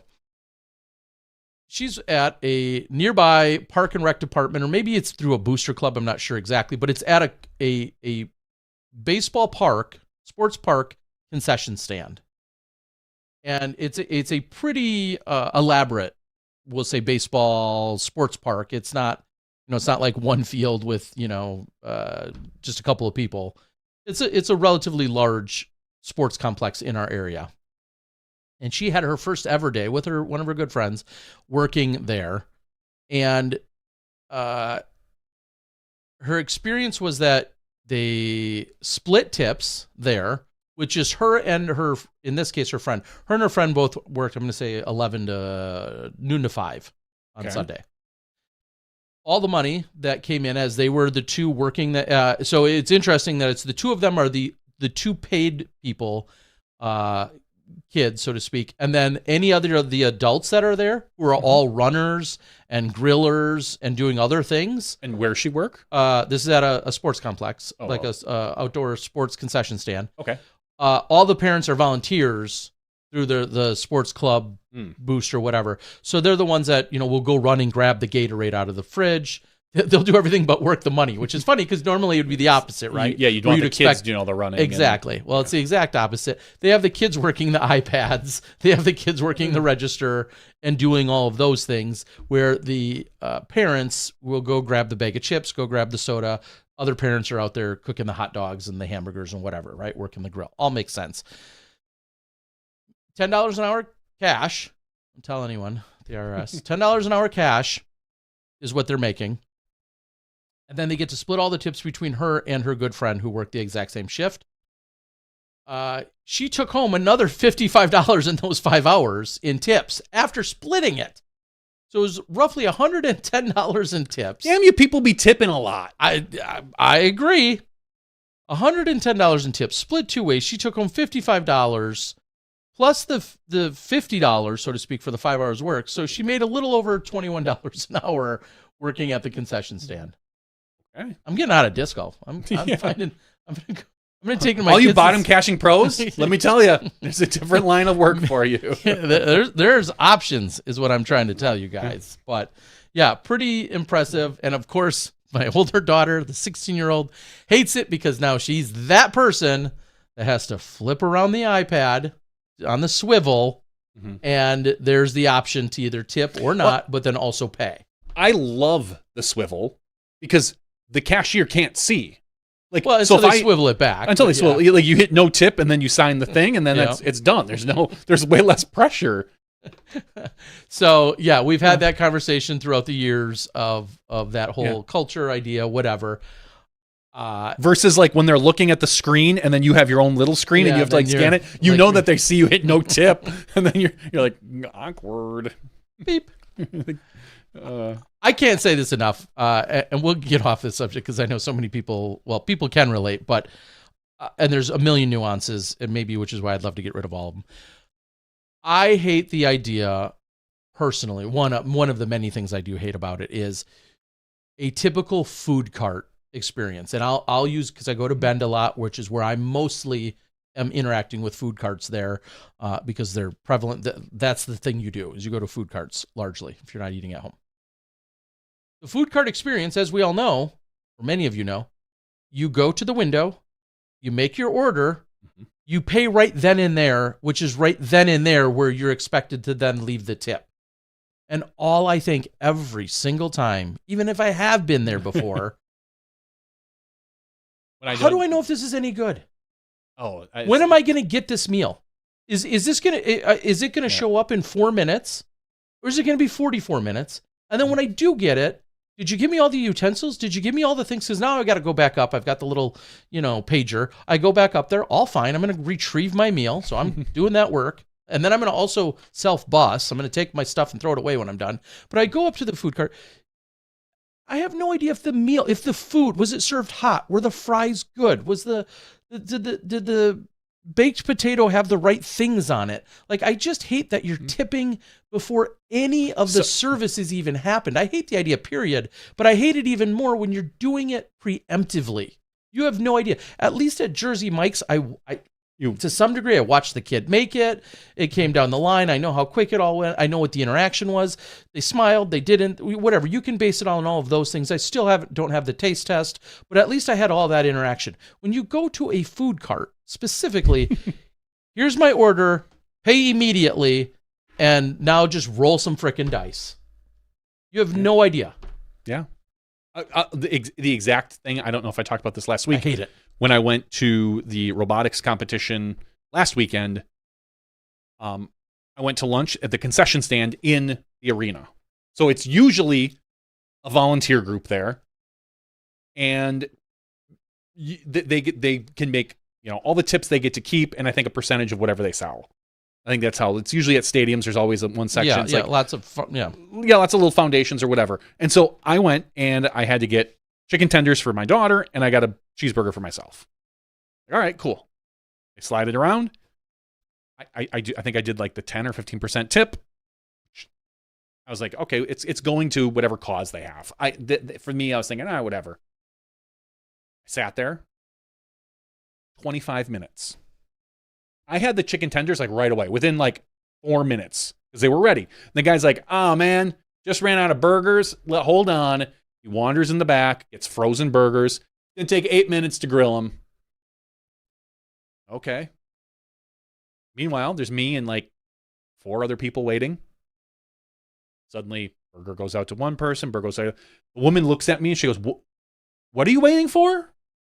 And I rolled my eye like, oh, really? Waiting for a burger. And she turns around to the grill guy. She's like, cheeseburger for him? And so I literally went, cheeseburger, because I'm old. Mm-hmm. And I had one dad laugh, so I felt good about that. Win. Yeah, exactly. One dad win. And the guy looks at me and goes, you're looking for a burger? He's like, I have to grill up some more. And I was like, okay. And so finally he has some, and he looks right at me, and I'm sitting there, and this woman, she's like, you've been so patient, let me give you a free soda. I'm like, no, I don't really drink the soda. I'm good. I'll just wait. And so then he finally gives me the cheeseburger. He was nice enough, gave me a double for free, but I was just like, these people were the most unorganized place I've maybe ever taken an order at, but I'd already pre-tipped them. And again, I felt not so bad because it was going to whatever thing they were raising money for, but that kind of emphasizes what you were saying. Yeah, and let's just even flip it on its head a little bit and say, let's say they do all of that, and you understand you can run out of stuff. That's not necessarily that fault. That doesn't necessarily preclude them from getting a tip because they accidentally ran out of stuff or whatever, even if it shows ineptitude, whatever. They've got extra busy. I'm good with all that. I can even be patient for all of that. But then let's just say, like you said, they offer you a free soda. They offer you a free chips. They do a double. They do. Maybe at that point, you would have actually tipped more if tipping was in a normal time frame. You might have been like, yeah, it sucked, but I can really appreciate. I could see they're working hard. They're obviously understaffed. Here's an extra $5. Maybe you would have done that if it was in a quote unquote normal sequence where it makes more logical sense to tip at, quote unquote after the service. But you're doing all of this blindly before it's even started. So now you're locked in. So that's when you locked grab into your them, tip. pull them closer to you and say, I tipped you $1.30. Now make it quick. I want that back right now. I don't care what this is going to. I don't know. There's just so many holes in the whole system. It's you could go on for hours about it. And it's not to say Johnny and I have never worked in any kind of service industry. We have. Tipping was also a different culture back then, but we have. I'm not insinuating that, and no, I don't stiff people at restaurants. I get all of that, but obviously some of this they has don't gotten offer out of tipping at control. Best Buy, do they? Probably. I'm just thinking, like, what's the difference between me going and getting Nothing. my own VCR? That's how old I am. I'm buying a VCR from Best Buy. It is VHS. It's not beta. Don't worry. Yeah. Of course. And going to the register and having a tip thing there versus, I've said this before. The person at Best Buy was 10 times more insightful, knowledgeable, and helpful than the person who just scooped my ice cream cone. Like if again apply logic to it, you're in front of this ice cream cone person at the ice cream shop thing. Yeah, I get it. At the food service for 90 seconds. Like, oh, you want one scoop? Yeah, okay, cool. Here you go. Do you want to pay an extra $4 for this? Versus the guy you talked to at Best Buy with the VHS, with your VCR, and they spent a half hour with you telling you about time codes and how to program the damn thing. And they're insanely insightful, and they know everything about every VCR that's been made in the last 20 years. Which is just 2 of them. and you give them nothing extra. And they might be making the same $11 as the ice cream person. It makes no sense. I know. All right, we're done with tipping. We're done with the tipping conversation. But yes, it's very strange. We live in a strange world. I'm looking for other jobs. I was thinking though, with the Best Buy around the corner, I was really hoping. I was like, I wonder if my kid can apply to there. Like, I don't see why not. It's he's only. Yeah, I bet you 16 would be the minimum. Probably, right? You would think. Yeah. But I don't know if they're even looking for people or anything. But I was thinking that would be a good spot. That's what you and I. Best Buys are where it's at. Curious as to what his employee number would be, and I don't know if I told you this, or maybe if he broke it out even in the conversation with him a few months ago. Bob Giulio worked at Circuit City. Oh, I know. What? Should we just delete his podcast now with him a few months ago? I might just Yeah, we had that talk. It must have been before the show then, because hey. Do you know what's still around? Best Buys. You know what's not still around? Circuit City. And it's Bob Giulio's fault. Probably. We kept Best Buy afloat, and they're still doing fine. Bob Giulio couldn't do that. Gosh. Yeah. Tim says, I tip when I online order carry out at Chipotle, hoping my bowl gets a little extra when I pick it up. I mean, that's a nice thought. I bet you that doesn't work, but I bet you that's a nice thought. And it's also very nice of you to do, but I doubt that earns you any extra favor. Probably not. Unless you go in there and then be like, did you guys see I tipped you? And then next time maybe they see the name. You already spell your name in a unique way that makes you more memorable. That might be a long game play for you. But I don't think on the daily that would otherwise get much favor. That's just a guess. All right, we've got some giveaways. If you want to be eligible for this giveaway, you can tip us at patreon.com/SmashBoxxTV for as little as $1 a month. Think of all the places you give tips to that don't deserve them nearly as much as we do. Not saying they don't deserve them, but not as much as what we give you. Yes. You know, you spend You find somebody else to talk your ear off for 12 to 15 hours a month. Yeah, and I mean, I feel like maybe just $1 a week or a month is worth feeling comfortable. Be like, hey, I can shut you guys off. I paid you. That's I right. don't have to listen to you anymore. You have the right to do that. Patreon.com/SmashBoxxTV. Please tip us. We need the money so we can tip other people, apparently. It's just Reaganomics, trickle-down economy or something. There are 109 people eligible for our giveaway tonight, Terry. Okay, I like it. What numbers should we generate?